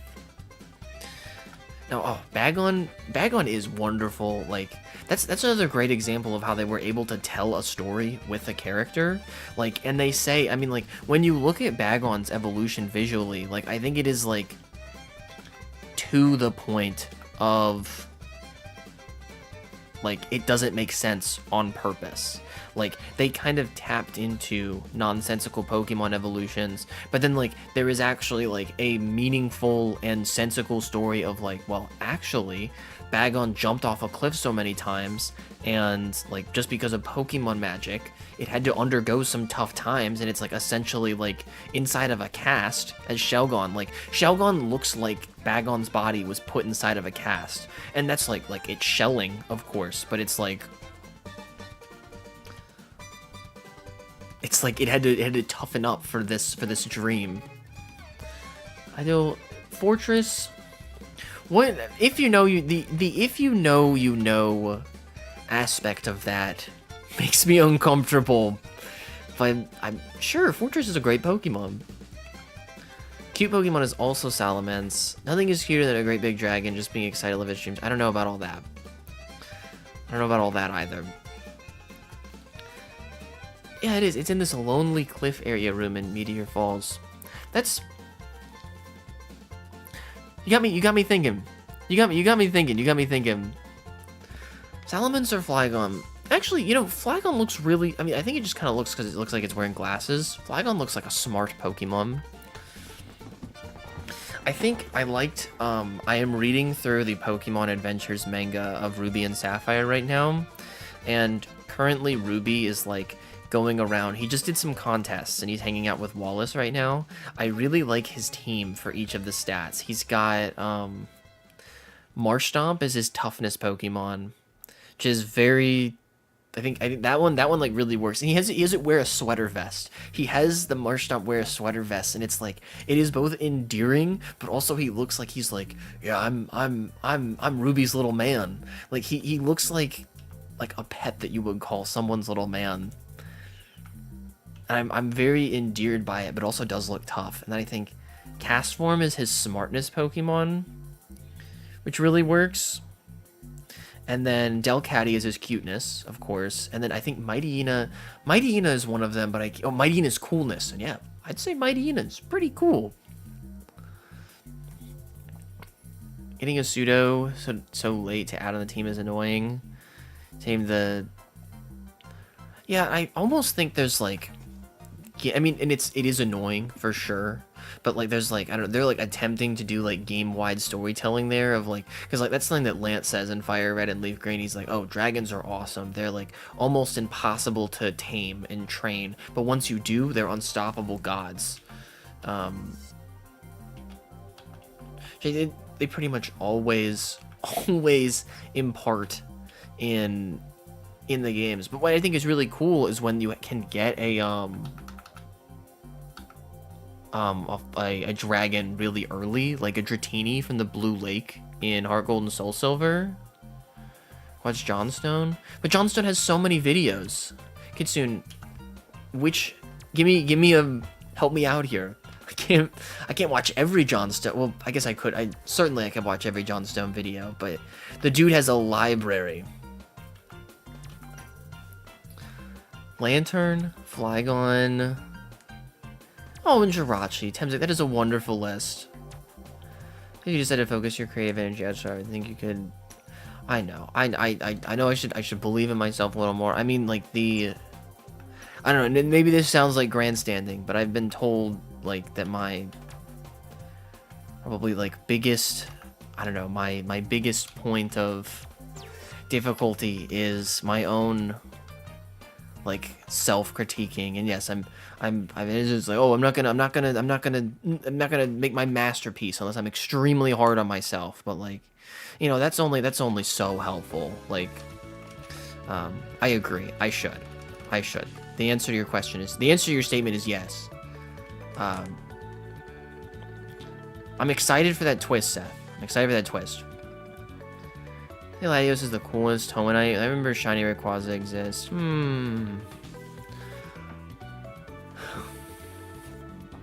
That's a difficult comparison, Crow. I'd have to say you're onto something Latios is just the definition of coolness.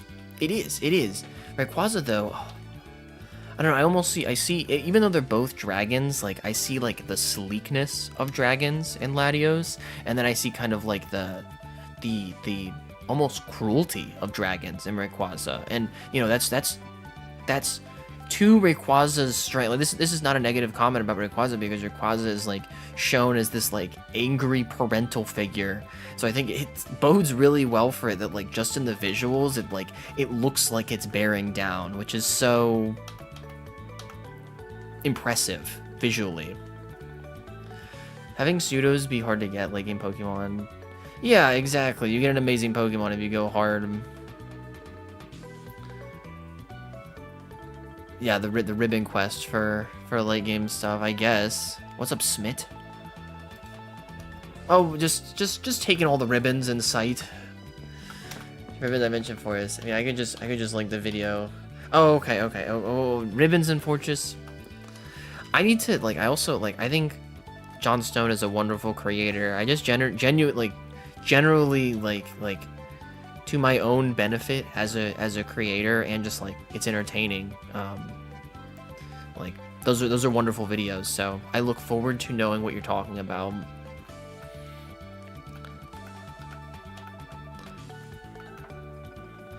Greatest Ribbon Master video? He does. Most people have some. I know it's it's hard because I feel like if somebody, that is what it's called, but I don't know, I feel like it manifests so oddly, where it's like, just like, I mean, like, these are my standards, these are my standards, but then, like, you know, with rigidity, obviously, if it's rigid, it's inflexible, and like, I feel like my, like, what the area I need to grow in is flexibility, I guess, and like my own expectations. I don't know. I mean, it's no, Rayquaza is famously genderless per being, well, I guess not all legendaries, but I don't know, I guess I just my own interpretations and biases seeking into that, but the parental figure there is, I think, very, very evident in the portrayal. Latios and Latias, cool and cute. Rayquaza's in cruel. He's just so sick of. Oh, now I see. Now I see. I read the comments out of order. But there is. It's like even in that. It's like the. I don't know, the this is like a thing. Let me ask you all this. Every type in Pokemon is like, you're able to quantify it by real world terms, right? Fire is fire. We have certain ideas about what fire should do and how fire should be, right? Fire is hot. Fire burns. Fire, steam engines. I mean, there's so many motifs associated with fire. You can attach the element of fire to something, and like, it's like a fire cat. Now we have Incineroar, or we have Blaziken, who is like a fire guy, kind of. And yet the Latikin design is so cool. Temsic. So we know what fire is. We know what all of these things are, like grass, ground, rock, steel. These all make sense physically. But what is a dragon? What, and more importantly, you know, more importantly, why we're gathered today, what is a dragon in Pokemon? Because it's like, for something to be a fire type, yeah, like, obviously, it's gotta be hot. Fire's gotta be involved. Like, oh, Scovillain, that's kind of a weird Pokemon. But I can appreciate that spiciness is related to fire, and then it uses flamethrower. Yeah, it's a hot pepper. But dragons aren't real. And yet there is a ontological classification that has to do with dragons.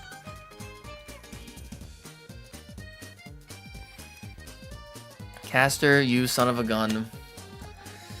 Yeah, I appreciate your foresight. Your foresight, Leah. It's, I don't know, and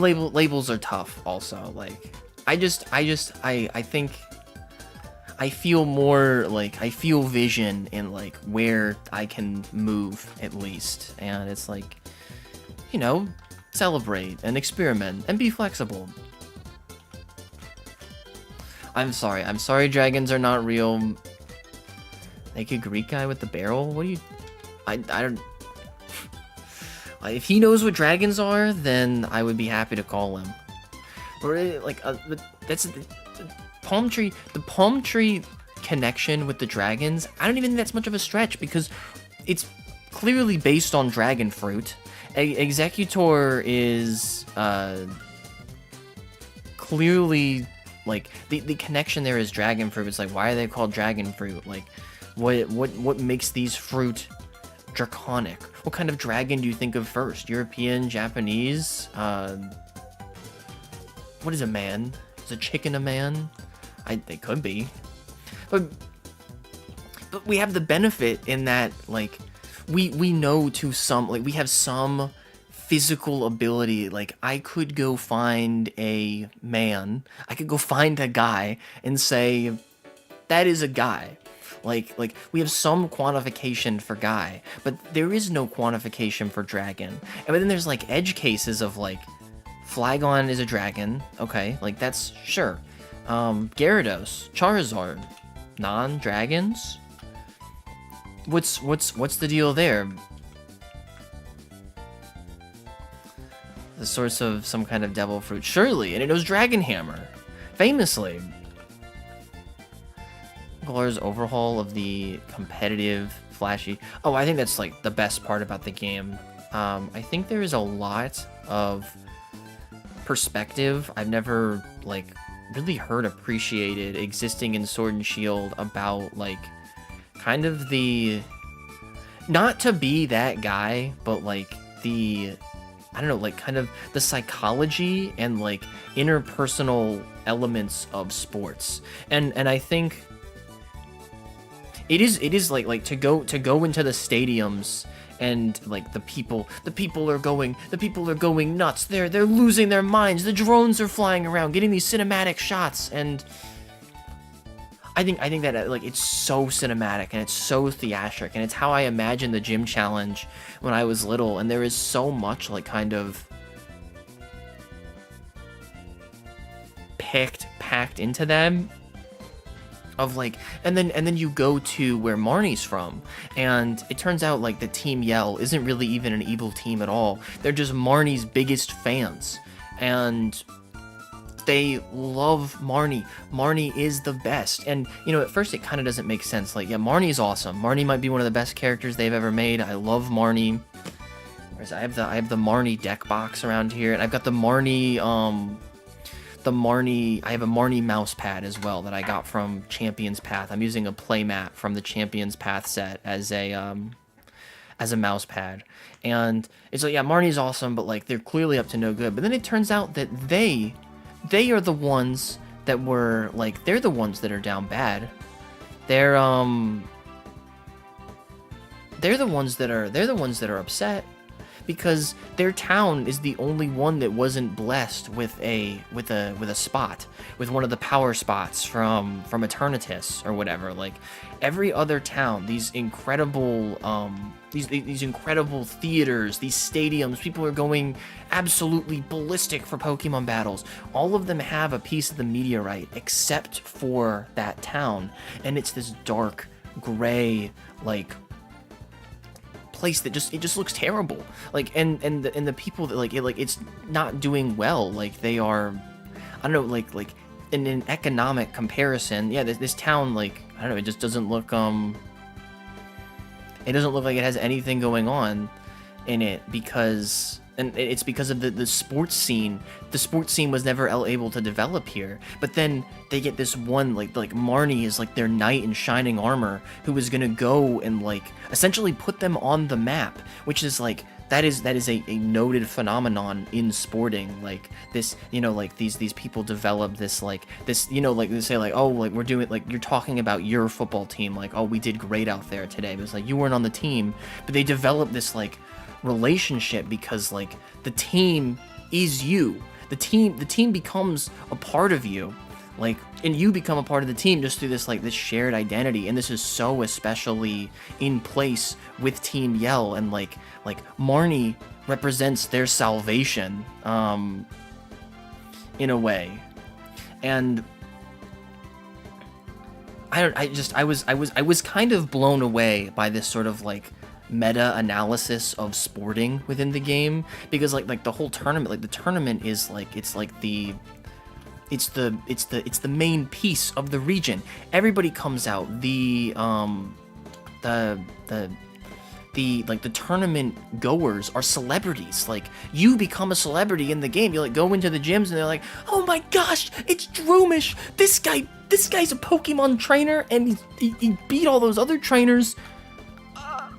I'm gobsmacked. And like, I don't know, to see all of that, like, kind of in view. No, certainly, I mean, like, the gameplay, the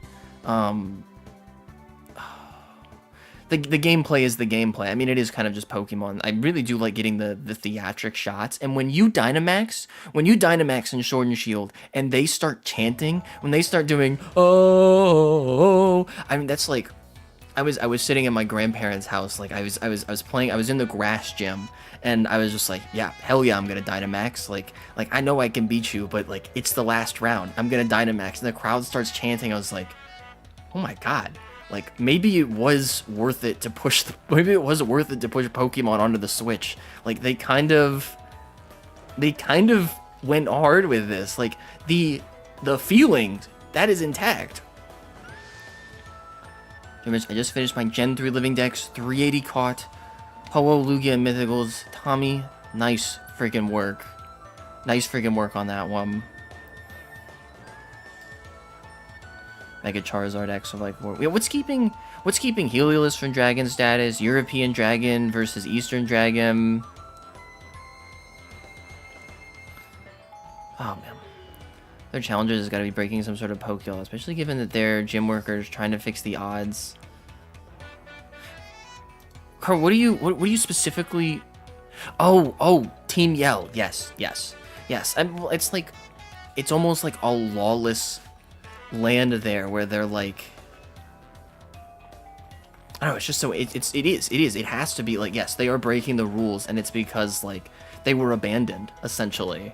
Just so unique, like, to see, like, because that town is like, it's on the gym route, and like Piers is a normal guy. Piers is one of my favorite characters, I think, in the overall series. I don't know, I felt such reverence towards Piers when I was playing Sword and Shield. Like, there's like, not only do I feel like a sageliness in his characters. This playing right now, I think it is from the Thwomp level on Mario Kart 8. That is like the Thwomp Temple. There's like both a sageliness in Piers, but also like, you know, someone who gets it. Like, he's not afraid to just be himself, and he's rocking and rolling. He loves rocking out and wearing his outfit, but he's sagely. I love that guy. I love that guy. Isn't Shell gonna drag him? It is. Yeah, and Piers is like, I know Piers is like kind of like sort of built up as like the villain of Team Yell, but like I want to say, because I've only played Sword and Shield once, but like in the end he was like, guys, you're being so crazy again. Like, can you stop being crazy and just just cool it. Just shut up. Just calm down and just let him do the gym challenge, please. Oh, Sploink is so cute. I cannot talk enough about how Sploink is so cute. But yes, I think you know, but the other type that hasn't been mentioned with the dragon thing, which I think is such an unusual juxtaposition because it was specifically introduced for dragon, because famously dragon was too powerful of a type, so they introduced fairy. What is fairy? What makes something a fairy? Like, that those two are like I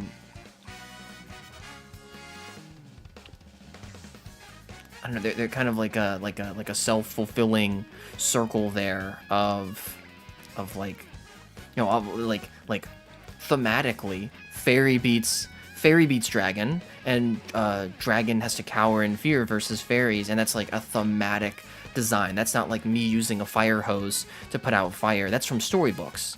That's the in the fairy tale, the hero beats the dragon, and these are those heroes. I don't, nobody might call him a villain, but I think that like if you're familiar with Pokemon, you're like kind of expecting a big Team Yell guy. Like you're expecting the Giovanni of Team Yell to show up, and then it's like, oh, this is that guy. This is that guy, of course. But then he's just a chill rocker. Like you get to him and he is just chill. He is just chill in the end.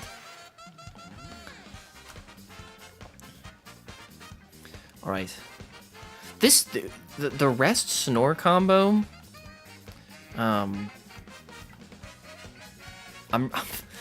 never had such success in a contest before.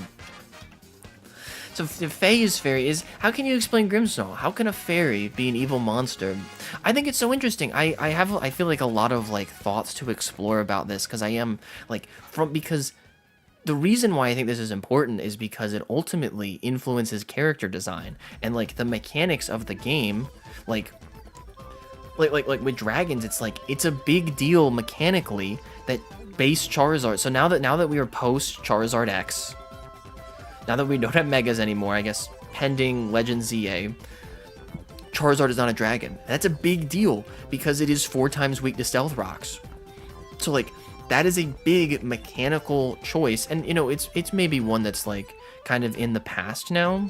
Like Charizard, you know, way before any of this was even in the field of view, before Stealth Rocks was even a thing. Just like as an example, like that matters, that they in design are like, Charizard is, no, that's not a dragon. It's draconic, perhaps. You know, it can learn Dragon Claw and Dragon Rage, but no, it's not a dragon, and for that reason, it's 4 times weak to Stealth Rocks.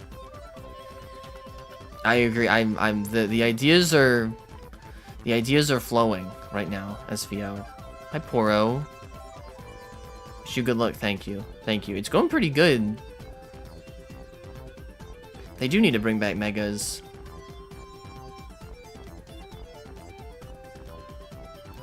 Ghost is another interesting one. I was thinking about that, of like something that like the idea, like I think we have more of a concept of ghosts, but it is like, because yeah, ghosts are completely fantastical in like in theme, but we have like the idea of like the deceased, for instance, or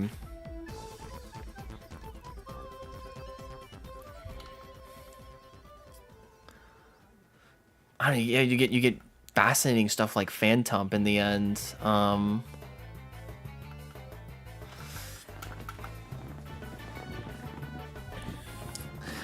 We have an idea of, and you know, that's in Ghost's original inception as well. It was like a very classical definition. The only ghosts for a long time were Ghastly, Haunter, and Gengar, and it was just like, this is the ghost, right? Like ghost is a ghost. Same with dragon, dragon being a dragon. Hell yeah, folks. Sploink, hyper cuteness on display right now. Welcome to Baby Park. I go back and forth on Baby Park, I must say. Fairy is still in the games. I was very shocked that they took it out of the TCG because they kept Dragon, which I thought was so fascinating. Phantump and Trevenant are godly Pokemon. They are so good. That's what I think Ghost was like. I mean, they like really enforced what a ghost is. It's a spirit. Like it's a it's a spirit, and they've slowly played with the idea over time. I just think it's so interesting with I mean it is in play with Ghost too, but like I'm so fascinated by the idea of fairy and dragons like theming, because in real world mythos. Like we said, there are Eastern dragons and Western dragons, and even just that distinction, like I don't believe that that's like a holistic like description of them. But like even that is such two different school of thoughts on what the dragons can do, because it's like I believe one common association is like Western dragons breathe fire. Like generally speaking, Western dragons, like, they look like Smog, they look like Game of Thrones, and they breathe fire. Eastern dragons are like that wavy design, and are often associated with electricity and levitation rather than flight, like the dragon in the dragon in Spirited Away, for instance. I guess that one is not associated with electricity. Maybe more like Shenron. Like you think Shenron for that type of dragon. So like the electric dragon, which I guess is weirdly characterized by Zekrom, which doesn't at all adhere to that. But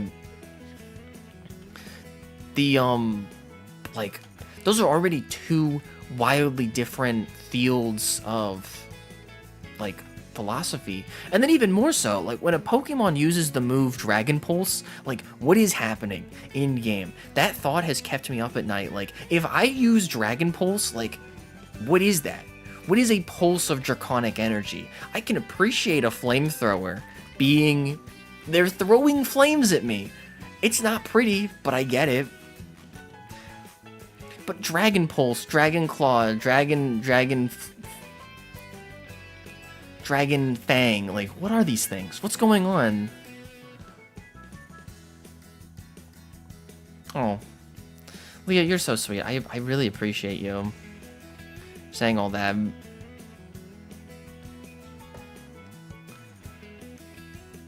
Both Slimers, Yukionas. The things that we're saying about Splunk, I think, are very intelligent right now. If Ghost is just like the loosely supernatural, like I feel like that is very characterizable. Like it's almost to say that, like, I don't know, because like just like to do like the supernatural, like, because are there any like Spiritomb? Yeah, is like Spiritomb is not. That's a good example. Is like not exactly a ghost. Like I think you could like interpret Spiritomb as a ghost, but it's like something kind of spiritual in a way. So I think Ghost is a really nice catch-all for ultimately what they've done with it. Getting swiped by a dragon's tail. It's not going to work against Cleffa. Yeah, Cleffa is not getting hit by that. It is becoming fall. It's still very hot out, but it is becoming fall. We are starting to see cooler days. It's very nice. I'm getting my headphones are dying, I fear.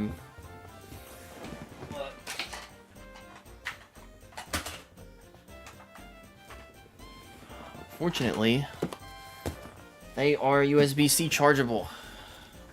I gotta yank it. I've yanked out my Switch charger.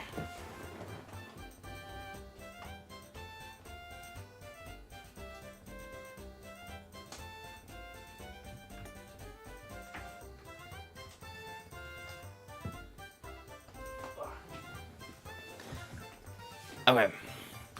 As we were saying,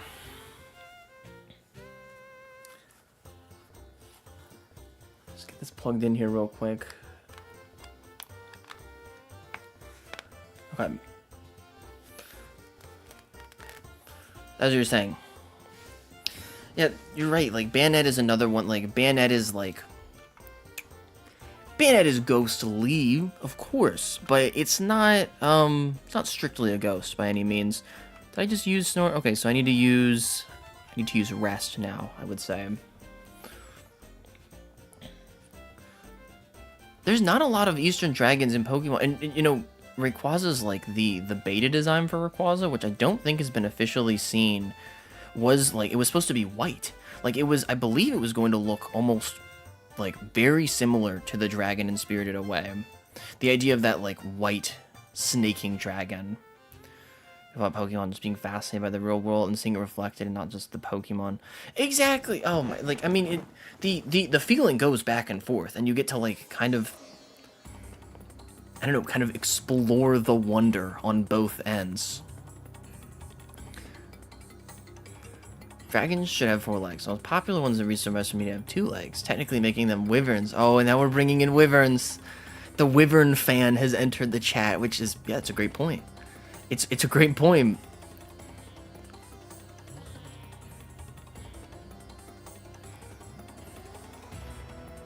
The ghost is weak against itself. Why are ghosts weak against itself? I mean, you know, the only thing that can fight a ghost is a ghost, famously. So, I'm not gonna get mad at them about ghost versus ghost.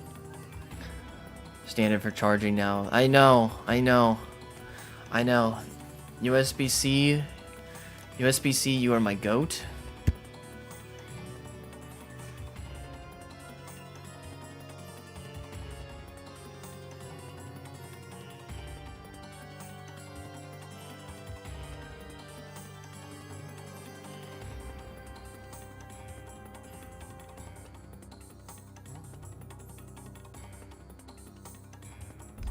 Had to get my hair just right there. An abandoned doll filled with vengeful spirits. To your point, Spencer, yeah, Geppetto is running away with it for some reason.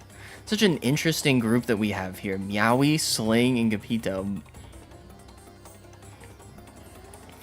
Obviously avoiding the can of worms that bringing up Wyvern was gonna do. It's a great point. It's like, and then I mean, assuming the draconic experts are knowledgeable on such things, you know, what is a worm? Also, worm with a Y. That's, and I like they're like the kind of like maybe like a mix between a dragon and snake. When that was something I would think of when I was playing Hearthstone. This was like when I was in high school. There's a card called Mana Worm that was not classified as a dragon. I was like, well, certainly worms are draconic, at least. You know, what was to say a worm, a worm, if you will, it's not a dragon. You know, it was like who are you to call it not a dragon? Can of worms, yes, exactly. I would ever make a game on the India region. Nintendo's not so popular here, and neither is esports. If we go on World Championships, why are jealous? Oh, I hope it happens. I hope it happens someday. I don't know if I won that one actually. Togepi and Slacking went kind of crazy.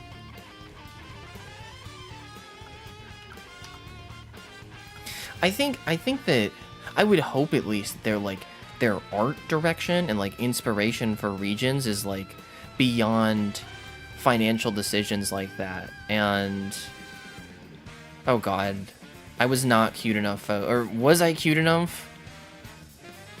I don't think I was. Oh my god, Spoink is gonna be having its first L. Oh no. Damn it. It was Geppetto. Geppetto went too hard. Damn it. I had not talked to the museum curator before winning the beauty contest, so I did not get the painting. If I had won this, I would have gotten the painting. So we're gonna run this back on here. I think Slacking is Slay King. It's pretty cute. It's cute enough. It's not that cute. I have to say it's not that cute. Sorry, Slay King.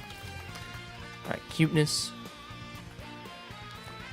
Yeah, it's like the nicknames from the Adventures manga, like Gold naming all of his Pokemon. He just adds a bow to the end of their name. He's got X-Bow, Togebow. Togebow's a classic. Togebow goes crazy. Togebow goes so hard.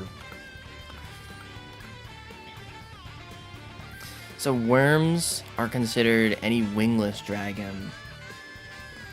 Oh, here we go. We got Blossom the Blossom. That's just good. That's just good business right there. Yeah, I think I don't know. I would really like to explore the I don't know, what's a fairy? What's a dragon? What is Moonblast? That's like another one that I think is so fascinating is the fairy type's association with the moon. like Moonblast is the fairy type flamethrower.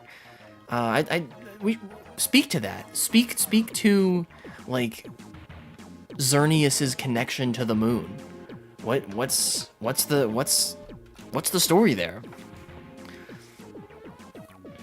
Like the dragon stuff is like, I feel like like maybe even like relatively unthematic. Like it's like I don't know, it's a beam of draconic energy. Okay, sure, I guess. Oh god, it's Gepetto. Gepetto is back. Oh, we can't be going up against this guy. Gepetto ruins contest runs. I'm gonna have to worry about all the stops, which means using rest and snore. The auto short actually shows that up. Okay. I'm into that. Sableye is a forest spirit. Well, then forest spirit, a ghost type. I mean, I think Xerneas is like it is like Xerneas really does evoke that imagery. It's kind of untraditional imagery. Like, yeah, this is Fae. This is a Fae creature, and I like that a lot. Spoiling to the chairman of the Pokemon fan club. Well, that is if I win. Of course. The appeal combo. Now we're talking. Appeal combo. Damn it, I'm not gonna get the applause thing right here. When you set the thermostat to before bedtime? Usually 70. I generate a lot of heat when I go to bed, and I like it to be relatively cool.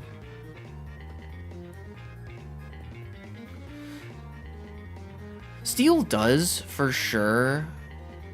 And I think it would make more sense, like, on, what is it, etymologically, not the study of bugs, the etymology, if it was called metal type. I was confused by that as a kid playing Fire Red, because Charmander learns Metal Claw to, like, get it out of the problem with Brock's gym. And, like, why isn't this just called metal type? Like, certainly they could have just called it, like, it's like, metal is more inclusive than steel, because, like, steel is a very specific material. Like, just because something is metallic does not make it steel. Steelix may be made out of steel, but it looks more... Steelix looks more like it's made out of, like... I don't know, I would call it steel adjacent. Like, it looks like it's made out of an alloy, but maybe not exactly steel. His magical capabilities and popular for which perform rituals and full moon. If you've heard about fairy rings and you know moon... Okay... Red Slime, you really got my back on that one. The association with the moon goes crazy there. That one, yeah, that's good science right there. My bunch of steel V, my hand is going to break. This is the I don't know, like the concept of fighting, the concept of combat. What separates a fighting type from a normal type? These are the burning questions that I have when I go to bed at night. That jaw, though. Teeth? Mawile? Mawile is an interesting one. Also said ours is 70. When I was pregnant, it was so hot, I usually let it go to school. Wow. Oh, you just during the winter? Like, yeah, you just... I mean, I really like the times of year when you're like, you can get what you want just turning it off.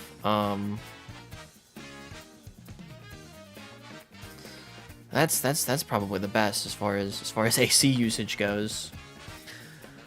I feel like normal is like a very understandable concept, but they have really blurred the lines with normal as of late. Whey protein, that's what makes a fighting type. Yeah, Hariyama is drinking the shakes. I'd have to agree. Here's a regulation. You remember that the Japanese creators may view materials and elements differently, such as steel and metal. Certain characters for each. Yeah, and I assume that probably applies to Dragon as well. Like, in the end, Am I gonna win this one? I hope so. If this move isn't cute, I have it in the bag. It was not cute. I'm about to run away with this contest. I think Mawile is said to eat metal. You're right about that. I believe you're correct, Kitsune. Peak living, windows open and sleeping in cool weather inside now without the assistance of machines. It's the best time of year. Oh, Flash. Watch out, everybody. Blossom's acting like serviceman. Open our windows more than full and spring. It makes me super sneezy. Dogs will bark and wake everyone up. Here's cats, foxes. Foxes outside. That's interesting. Unique fauna out there. Oh, Sploink commanded total attention. The crowd can't look away from this. This one was. We busted them this time. Gepito, you may have taken the first round, but I think it's clear now who YouTube does not have a very high contrast chats, and the pictures are tiny. Let's see, teeth. Sure, quick visit. Okay. The metal tags. Agreed.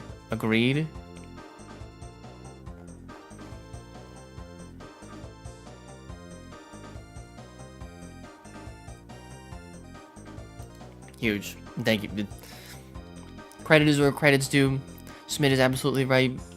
If only Vulpix were real. Oh, I would love to have a Vulpix. Pokemon, I mean, I still, if only Azumarill would be real, because Azumarill would be my best friend. I feel like Azumarill is like a really strong Pokemon that would have, but it would still have the temperament of a friend. Like, Azumarill, now Azumarill is probably like that is the biggest glow up of the fairy type change. Oh, hell yeah. Congratulations! I did a painting of your Pokemon to commemorate its victory. Your Pokemon's appeals are so fantastic. It spurred me into painting better than I usually do. Look, see? Whoa, I've never gotten this before. I do, I love it. Yes, take it there. I'll give it a proper title too. That's so fun. Oh, that's right. So Memento would be painting your Pokemon. A ribbon. We got a painting ribbon. But that's just fun. Hang that artwork in your room. Remember to save. Remember to save. I should print it out on like cardstock or something and then put it in a frame. You're right. So talented. Thank you, SVO. I mean, I do like want to game, of course, but the I mean, I'm most interested in like, because it's like that's how it's happening. The community, the discussions we're like kind of like we're ping-ponging off of each other. It's great. Thanks to you, we've added a new painting. It depicts my Pokemon. Too bad they don't have a GBA printer. You're right. Give us a wink. The cutie Pokemon Sploink. Museum worthy. Now that is museum worthy, folks. Right there. Hell yeah. Hearing foxes at night can be... Oh god. I didn't know that. I didn't know that they were... like that. I think in the long run it's Clefable. That is such a unique choice, man. I really like that choice. Mega corporations owning Pokemon leagues in their own regions in the recent games. They are privately owned businesses or controlled in... Privately owned businesses or government controlled. That is, I mean, the idea of the... like, the government. What is the government in Pokemon? I think they've gone to such incredible, like, great lengths to avoid mentioning the government. But it's like, it, like, still, like, kind of trickles in every here and there. I like it when the Pokemon League is more of a, like, an established institution, kind of. Like, I like that there is actually, like, we're calling it the Pokemon League. So, like, I want there to be a league. Like, I want there to be an office, and they like a whole like, this is gonna be a whole thing. Where's the fan club? Is this in? Oh, here we go. Hell yeah. All right, what do you got for me? I receive you participate in a Pokemon contest. Allow me to examine how you've raised your Pokemon. It delights me to no end to see Pokemon raised by other trainers. The happy expressions of Pokemon raised with proper care. The kindly eyes of the trainer that nurtured and raised the Pokemon. The very thought fills my heart to overwhelming with joy. Oh, I do beg your pardon. Forgive me for prattling on so. Allow me to examine how much your Pokemon has grown. I see. It's not that bad, but it's not good either. What? Give it more What do you mean, give it more Pokeblocks? I believe it's full.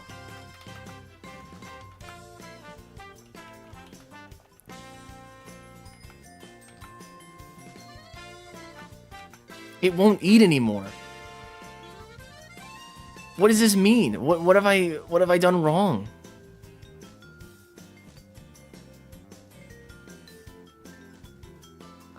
It is. It's the first in my party. Wait, is it? It is. It is. This is so sad. Right up there with Freako. If only Kay was real. Kay is enjoying some R&R right now. I would live in the Pokemon world. I would live in the Pokemon world for sure. There's a Azumarill. And yeah, obviously those are controversial topics, but like, you know, they have like strayed in odd ways before. Like the whole concept of Arceus being I don't know, a god, like there being a church, and I guess the praying to Arceus thing is more of like a fandom meme, but like there was a church in Diamond and Pearl, and there are, you know, vaguely governmental institutions in some games. I think the road closure to Saffron City is so interesting in Gen 1 because it's like, I think you could kind of speculate that they're like Team Rocket pawns, but they're also like crossing guards that just sit there after they leave.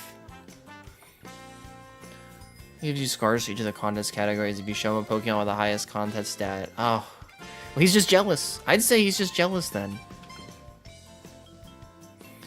Yeah, there was a church in Hearthome City. I think it's a fascinating inclusion, and there's nothing really to do in there. You just go in there and talk to people, and it's like a traditional like pews altar church. But I want to say the Diamond and Pearl church, there was something very interesting about it the last time I was looking at it.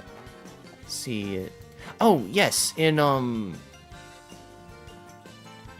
there in the back of the church, there is a, get off this black screen, it's making my face dark. In the back of the church, there is it's a stained glass window of Mount Coronet with like a shining light coming off of the peak of this. And, you know, we do a little bit of speculation here, and it's like, this is the light of creation. This is oh,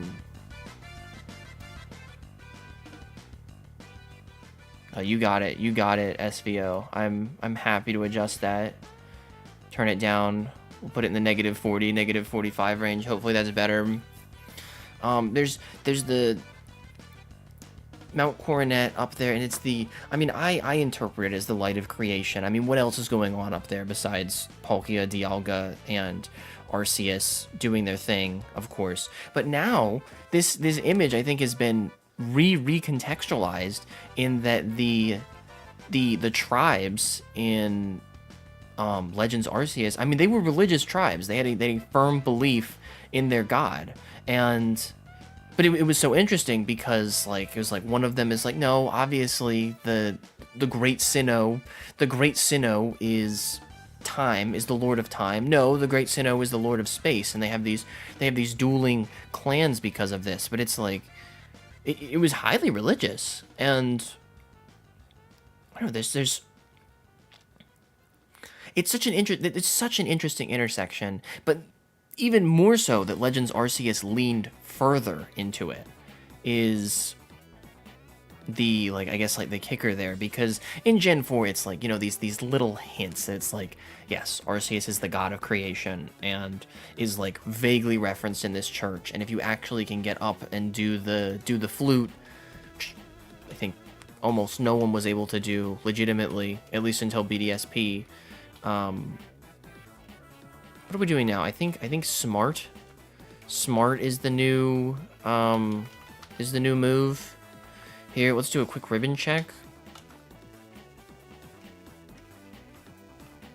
Yeah, it's not like they had to remove a Mew on a crucifix or anything for the original.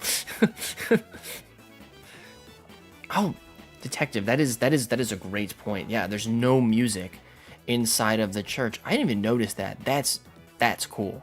No music in the church is fascinating. Wow, I love that. Yeah, and All About Unpele really cemented the greatness of that game. I really felt a sense of awe and wonder. It was. I do remember being so frustrated by the kind of limited battle mechanics, and then whatever his name is, essentially having bro had like he had more than a full party, and I just had to grapple with that. That was the sad reality of that game, was just like, I just have to overcome this of whatever his name is getting more than 6, and I don't. I'm just gonna have to live with that. Okay. So we're all queued out. I guess the next event would be Smart. I'd say that Sploink is... Well, I can get some cool moves on here. Let's see what the guide says for cool. So cool is saying... For cool, the most common setup is Leer and Tackle. What can see, let's head over to Grumpig's Gen 3 page. And here, it's like the battle mechanics, or if it's Fallout, they tap into spiritual elements. Oh, absolutely. Absolutely. Okay. So Spoink, or Grumpig, excuse me. Not actually a lot of cool moves here. Not a ton of access, I fear. We've got Shockwave, Double Team, Hyper Beam. It learns no cool moves outside of on level up, which is interesting. Maybe just Sploink was not meant to be cool, but we're gonna defy the odds here, folks. We're defying the odds. I think we can do Rest Snore at least until Hyper. So, we'll get those ribbons in the bag, quick and easy. Coolness, okay. Mashing. Let me see. I want a shiny Zigzagoon. I'm very jealous of that video that Papa Hefe made about the Zigzagoon. Like, I don't know, I wish that were me in a weird way. In a non-weird way, you know. I think me and him are cool. But man, that Zigzagoon, oh, a level 5 shiny Zigzagoon with extreme speed.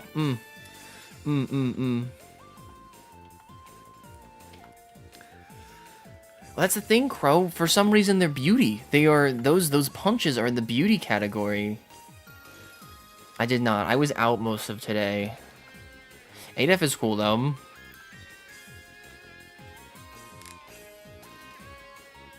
The trauma. Them using Cynthia's theme in the final battle with him, and they put Kev's gun on the wall with the very first battle of the game. Yeah, like that was a cool nod. It was like, oh, he has a Pokemon that eventually evolves into a Pokemon that Cynthia had. That's interesting. I really liked his friend, because it's like there has to be like some sort like Volkner's ancestor who is on the in the same like marketing. He's like in the same like merchant troupe, and he just like hangs out with this guy. Like he's kind of just along for the ride, and he's always selling you stuff. That guy's awesome. Sistine Chapel. There's a guy over the mic going, Silencio, this is a holy place. That's really cool. Yeah, he's really unique and still have a future somewhat, but I think it was in juxtaposition of most people. Yeah, I mean, I think it certainly, I wanted a simplified battle system just because, like, the emphasis is on the Pokemon. Finally, we have that game where it's like, and I think they did a great job with, like, the catching quest, where it's not just, like, catch a Wurmple. Like, that's not the whole Wurmple thing. It's like, no, watch a Wurmple use String Shot. Like, our research requires watching Wurmple do a funny dance with a party hat. Like, that's what's gonna pay the bills when it comes to, like, that's the only way that we're gonna know what Wurmple's about. So, like, just in terms of, like, substance, I think everything was fine. I think everything was fine. Like, sort of mini gamifying the battling was perfect. It didn't really matter what they did at that point.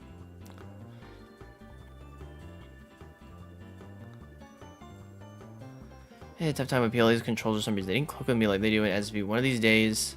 Hey, that's interesting. What? How did the control? What didn't click with you about the controls?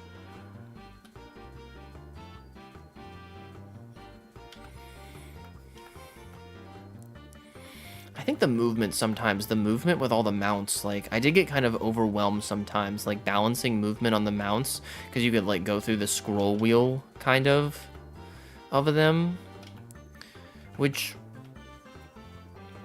I don't know, just a lot of, like, a depth of mechanic that I, like, just wasn't able to, like, I should have worked harder, essentially. Yeah, it was a hard battle. I agree. That battle with the battle at the end of the game is very challenging, and it's a good send-off to the story of the game. Well, I guess, you know, not counting the real final battle. Oh, good night, Liam. Have a good one. I have a shiny Lanoon. Oh, not as a Zigzagoon, though. You've never seen the greatness of shiny Zigzagoon. Oh, folks, Ladybug is just a brilliant Pokemon. Ladybug, I had a Ladybug toy. Oh man, it's like from the official line when I was young. So beautiful.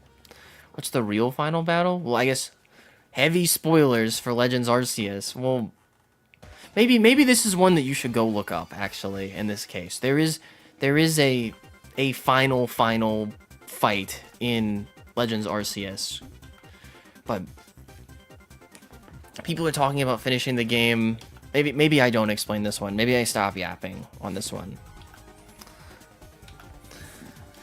And it does. Oh, Johto's the bugs of Johto. The bugs of Johto. Man, those bugs. I think Spinarak is really cute. Ladybug's really cute. Ledian and Ariados are, like, I don't know, they're quintessential bugs. And then in Scizor. Oh, Scizor and Heracross. So good. So good. I hope they give, yeah, giving Ledian anything would be excellent. Ledian needs something desperately. You know, something they did that was interesting in Gen 7 that was, like, just the tiniest change, but it did have some, like, sweeping ramifications, was that they changed some base stats for Gen 1 Pokemon, which I thought that was an interesting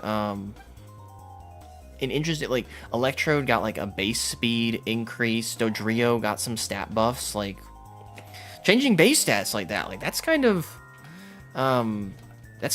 like you guys are changing the game a little bit. These Pokemon are fundamentally different now.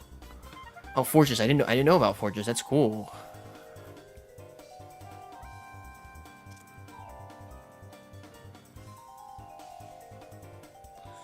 Oh, I mean insects.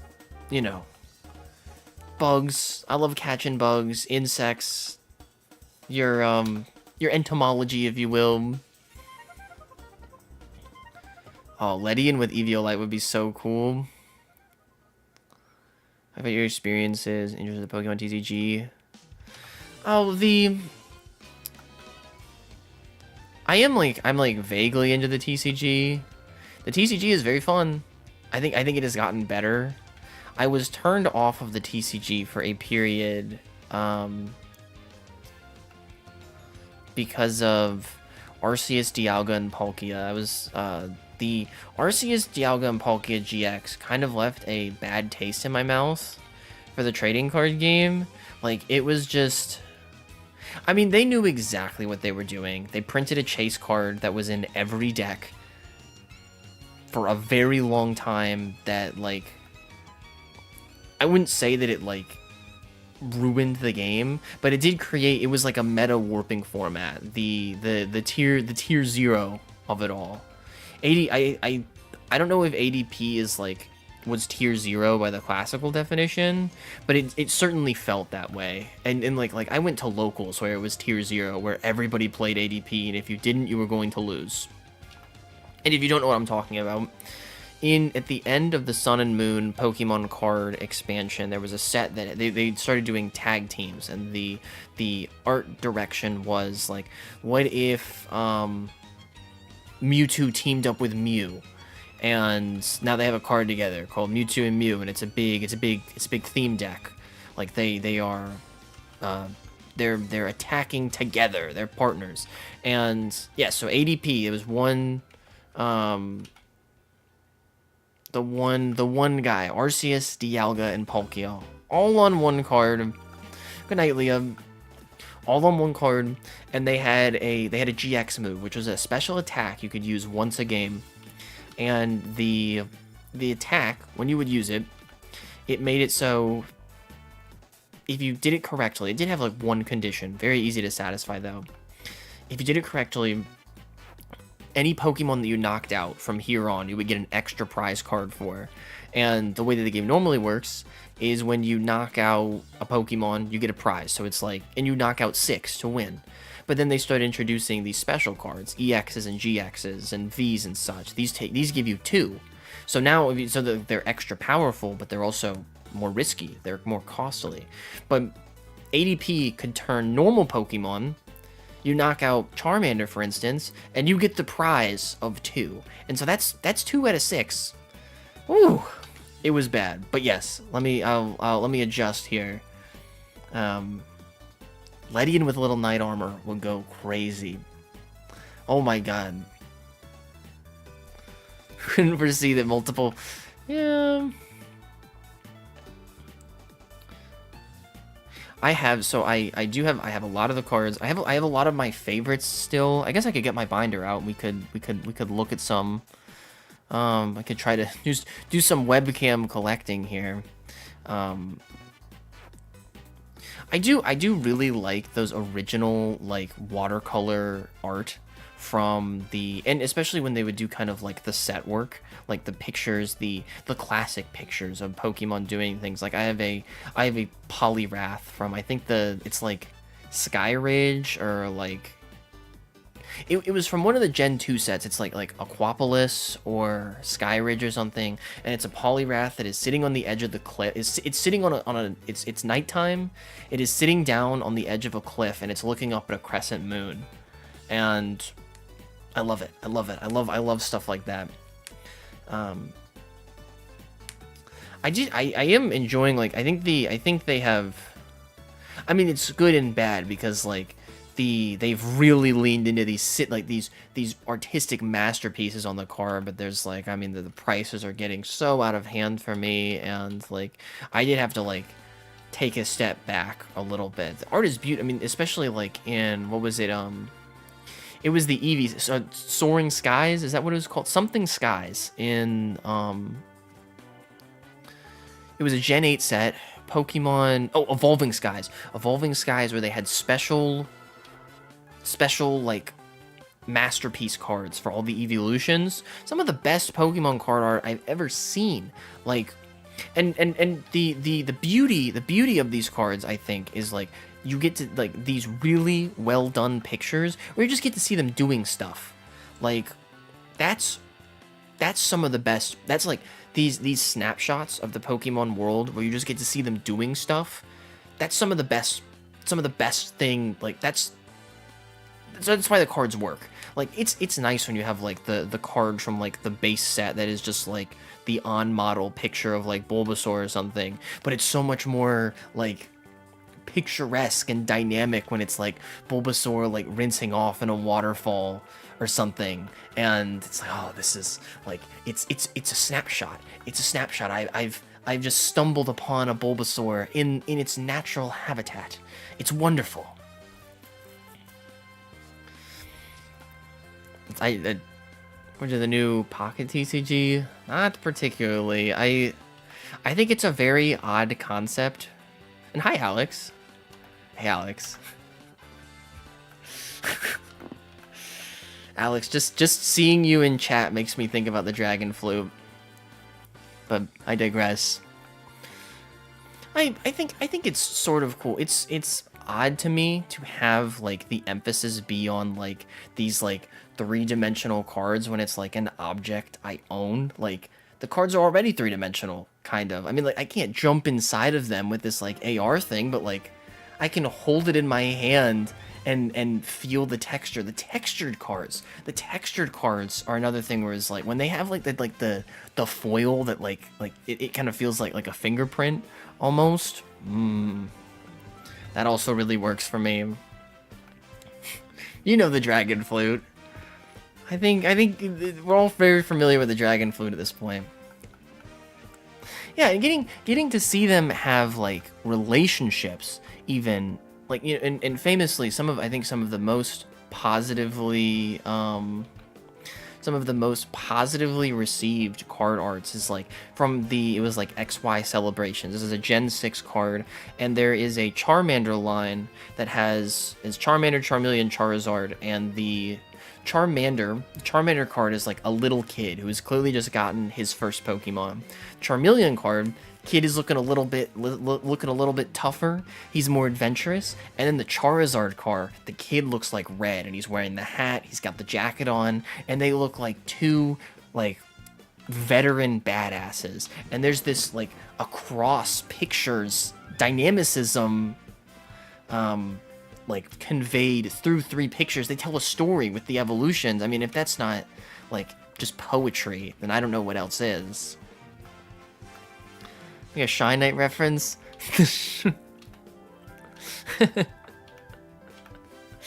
Oh, Shine Knight, shining in the darkness. That Umbreon card was extremely expensive. You're absolutely right. You're absolutely right about that. Not a TGG guy. I also don't understand it. What does a go-to card pull? What does this phrase mean? This means that you bought a pack, and in the back of the pack, your rare card was something that was like something you were really looking for. Or is like an ultra rare, and it's got one of the full arts on it, and you pulled something really good. You pulled it out of the pack. I guess etymologically speaking.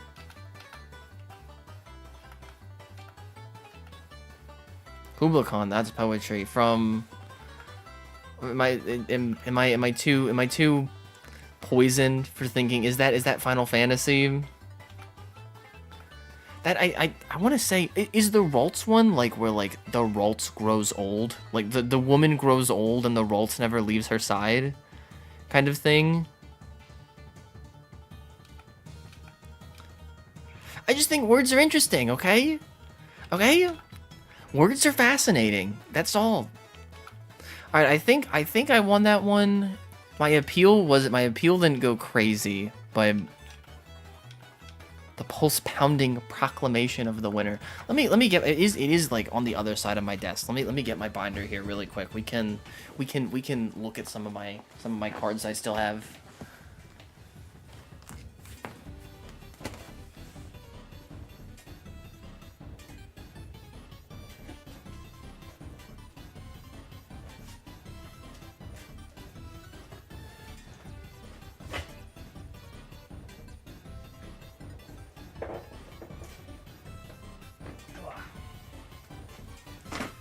Okay.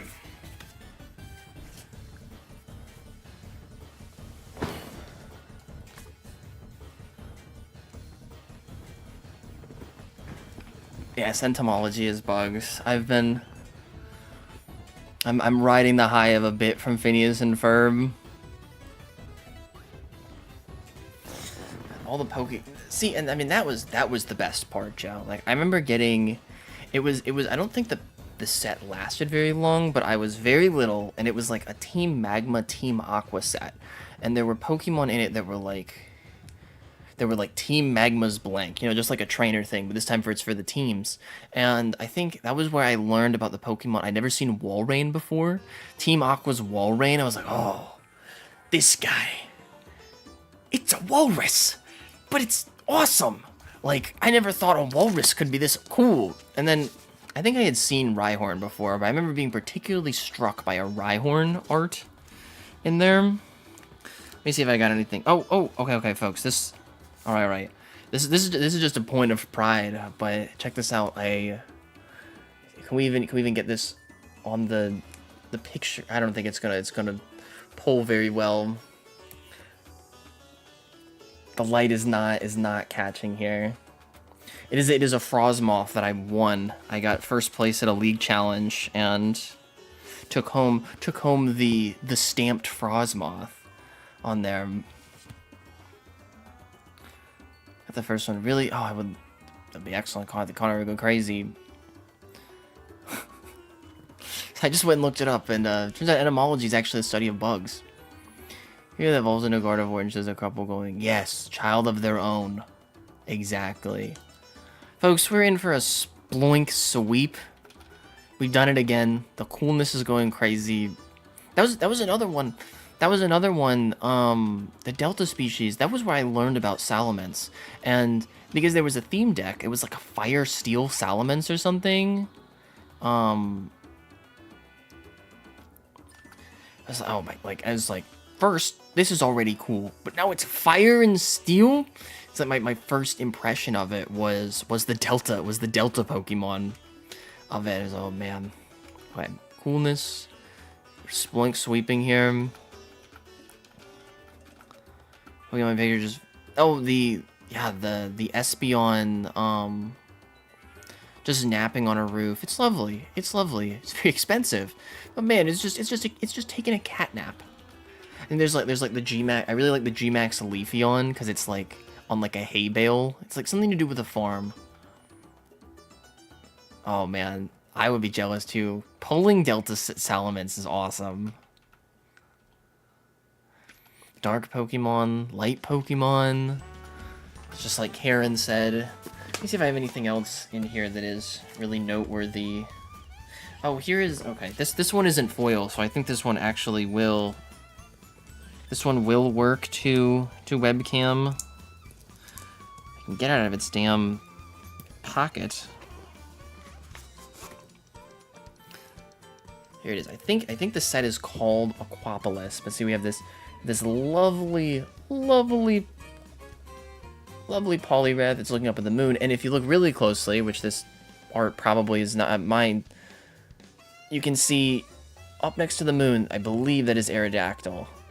And he's, flying over the crescent moon, and Poliwrath is resting after a long day. Here's Pokemon like Marnie's Grim. Oh, those sets, yeah, those are going to be extremely expensive. It's like En's Reshiram or something. Whew. What is special with the Frostmoth? Is there some rare... The thing that is special about the Frost... Yeah, it does have a special mark on it. It says League Challenge, and then in the bottom of the window, it says first place. So it's like I got a miniature trophy for winning a weekly event. I was the... So, like, the weeklies would be 3 rounds, and whoever went 3-0 and had the best record against... The best record... Essentially, if you went 3-0, it might have been 4 rounds, actually, when I got it, but... yeah, you get little... They'd make little cards that were essentially trophies. There's like... It went all the way through 4th place, I think. And so you get this card that is like a memory of that event. I think I have a Magcargo that says 2nd place on it, and it's actually the Magcargo was meta, so I could use it in decks while I was playing. Just so cool. And it was like, yeah, I have this I won this. This Magcargo is part of my journey. How cool is that? I think they get what makes cards fun. Full screen camera. Let me just. Can we go to this for a second? Oh, well, and the contest is still on here. This is another good one. This one's unbelievable. Oh man, I mean that's just this is. I think this is one of my favorite cards they've ever printed. It's Mega Gardevoir EX, and we have. I mean, they're just the girlies getting together. Gardevoir with the shiny Gardevoir, and they're both Mega evolved. That's as good as it gets. Let's see, anything else? Oh, here we go. Here we go. This is my prized. Yeah, absolutely right. Absolutely right, detective. This is my prized possession. Is the Delta? Can we focus here? The Delta Blastoise. Right here is a fighting steel Blastoise. It's got like this orange energy radiating off of it. It's like that's unbelievably cool. Like, how did they come up with it? I don't know. Maybe they're just throwing stuff at the wall, but like, oh my goodness, that just works. Works for me at least. Let's see, anything else in here that's pretty good?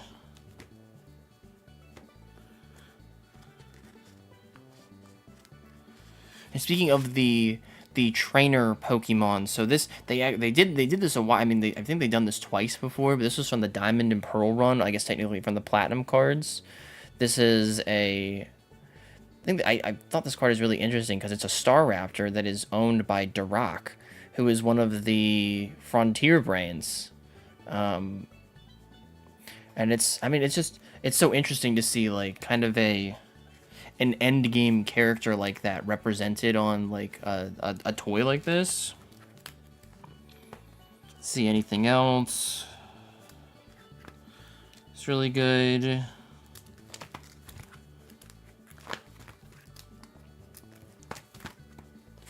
Here, look, I wasn't kidding.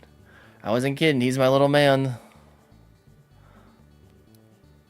It's Piers. This guy's awesome. He is my goat. And he's just guy who wants to rock out. Anything else in here that's really good? I got some of the cards from when they did shinies, but I am less and less impressed with them as time goes on because they just keep printing them.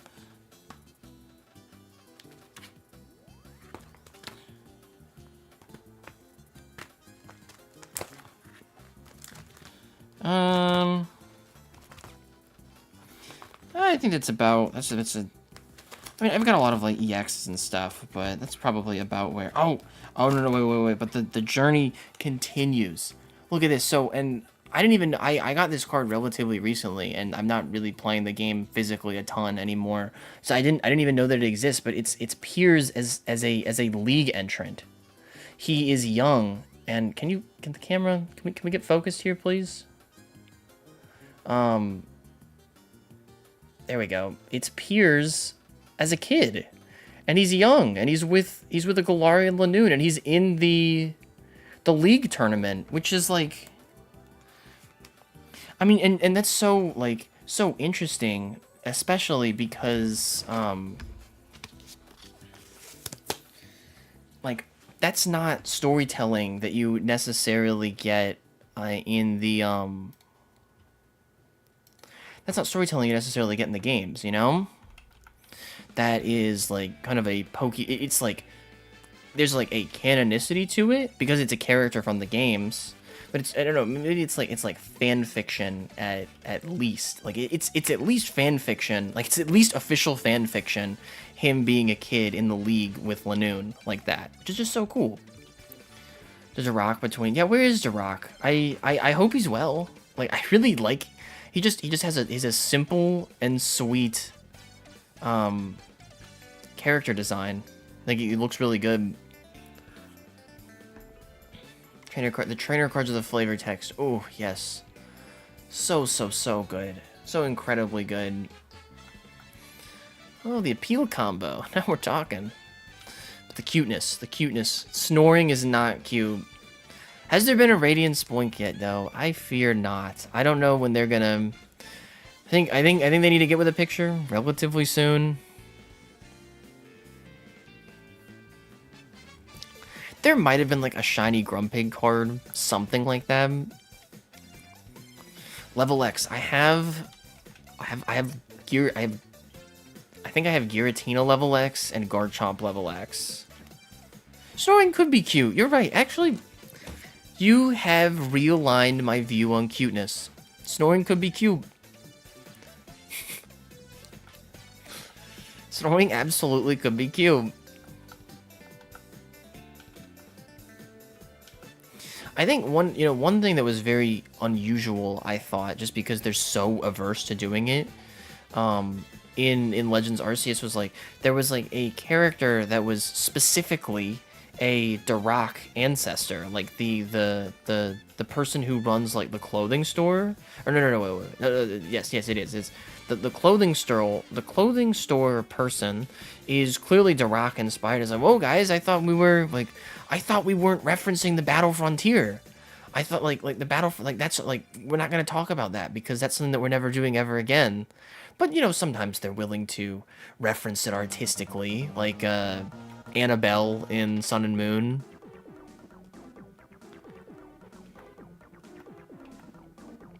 Claire, to be a gym leader, you need to beat all the gyms of your time and compete in the league after achievement. Yeah, I believe that is the case. Like, I think you have to, or you don't have to win because the champions, I think like the champions are so institutionalized.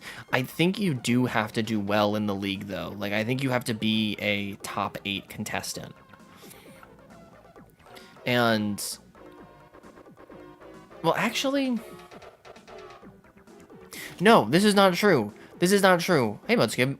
Because the Opal, I think Opal is her name, she picked her successor. I think it helped that, so like the fairy, or like he originally starts out as like a psychic kid. He's like using like Solosis and Duosion. He starts out as he starts out like kind of as a psychic user, but she chooses him as her successor, and it helps that he did pretty well in the league. And so I think they get like a level of choice, but they have to be good trainers. Crush my chocolate chips and call me the Kinkly Keebler Cook. It is a shiny Grumpig. It's Sploink. Fart Inhaler Slam Poetry. Awesome name. Awesome name. Oh yeah, in the Pokédex entry for Mew, it just says that it's from South America. Like, that's a real place. Like, they just like, yeah, Mew, this thing, it's from South America. You should know where that is, by the way. And that, like, retroactively paints those games, like, it's such a minor detail, but it's like the same thing as, like, saying Lieutenant Surge is a Lightning American of, like, so he's an American, you're saying. What does that mean for this world? Like, where is the Kanto region if he is an American? Splunk did not stand out very much, folks. I'm really banking on my coolness appeal here.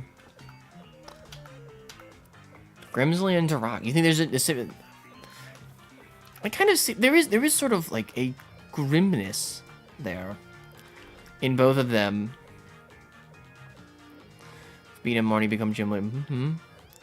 It's so vague and all over the place. I think probably Sword and Shield is like as structured as the league has ever been. But beyond that, no, not really.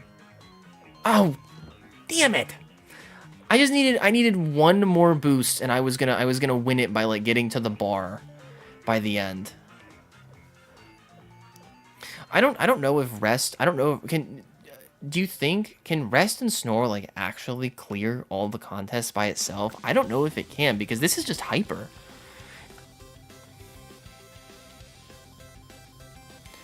Raichu Dex entries Indian elephants. Why? What does Raichu have to do with elephants? Oh, Raja, I love the retroactiveness of it, because it's like, you can't take that away. South America existed when these games came out.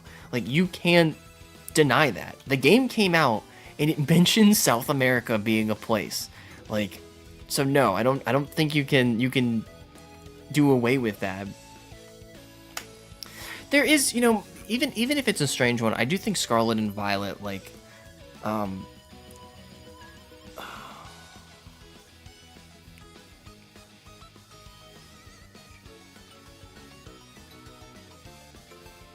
what is it? Oh, it's like the institution of the school. I don't know what it was had a brain fart there a second there. Like the school is like almost a governmental body because the Pokemon League is an establishment in there, and there's a headquarters, and it is chaired by 4 people who I think 2 of which are like vaguely associated with the school. And there's like a licensing exam to get in there. You have to like answer that the ground type experts questions to get in there. So there's some paperwork and like licensing going on. Joe, I don't know about all that. Got mighty close to rest snore. I don't know, but this was just a hyper. Hey, I made my attack as best I could with lychee and GameCube berries. I did what I could with the reason why he's the stats are so like messed up is just I was just kind of experimenting with the Berry Master. But like cool and cute are my highest stats. So I mean if I put cool moves on here, like if I just get Shockwave or something, like that's just gonna be it. That's just gonna be it. And good thing I already did Beauty since that's my lowest. Toughness and smartness, probably more of the same. I guess smart looks like it might be a little bit difficult, just because the stat is a tiny bit lower. You're right, I probably just have to get lucky on coolness.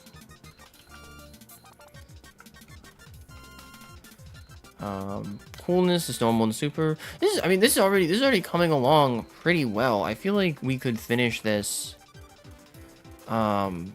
I might be able to research some like sets or like some combos in between now and next time we get all the master rank ribbons. And I would do the beauty one again just to get the picture, because we got to get all the paintings in the museum, right? Different brackets, the first 3 badges, the gym leaders choose. Oh, yeah, that's true, Connor. Pictures of the entries. I mean, that's what I want in the Pokédex, is seeing them out in the wild. Leer's Scratch along with a move of the contest type. Oh, okay. Well, I want all the paintings. This is the thing, you misunderstand. I want all the paintings. That's the goal here. So I like that. Leer's Scratch plus a move of the contest type. So I need so Rest and Snore, that's my go-to combo.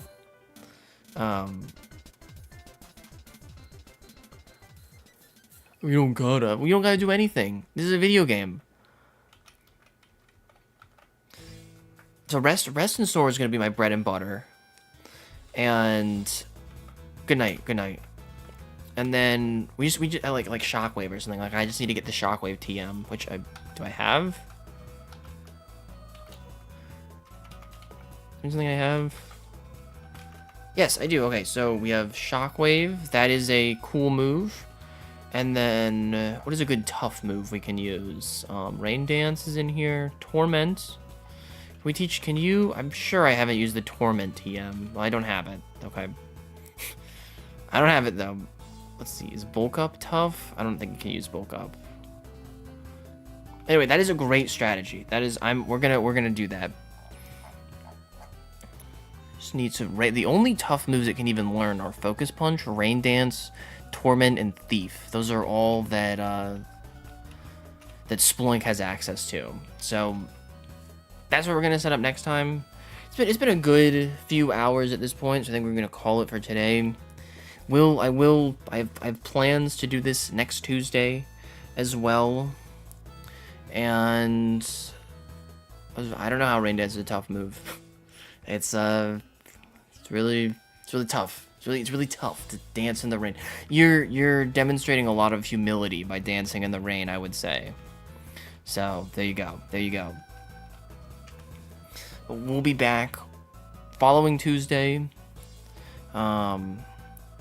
Very, very fun stream. Appreciate y'all being here. It's a great discussion. Oh, Crow, thank you for the member.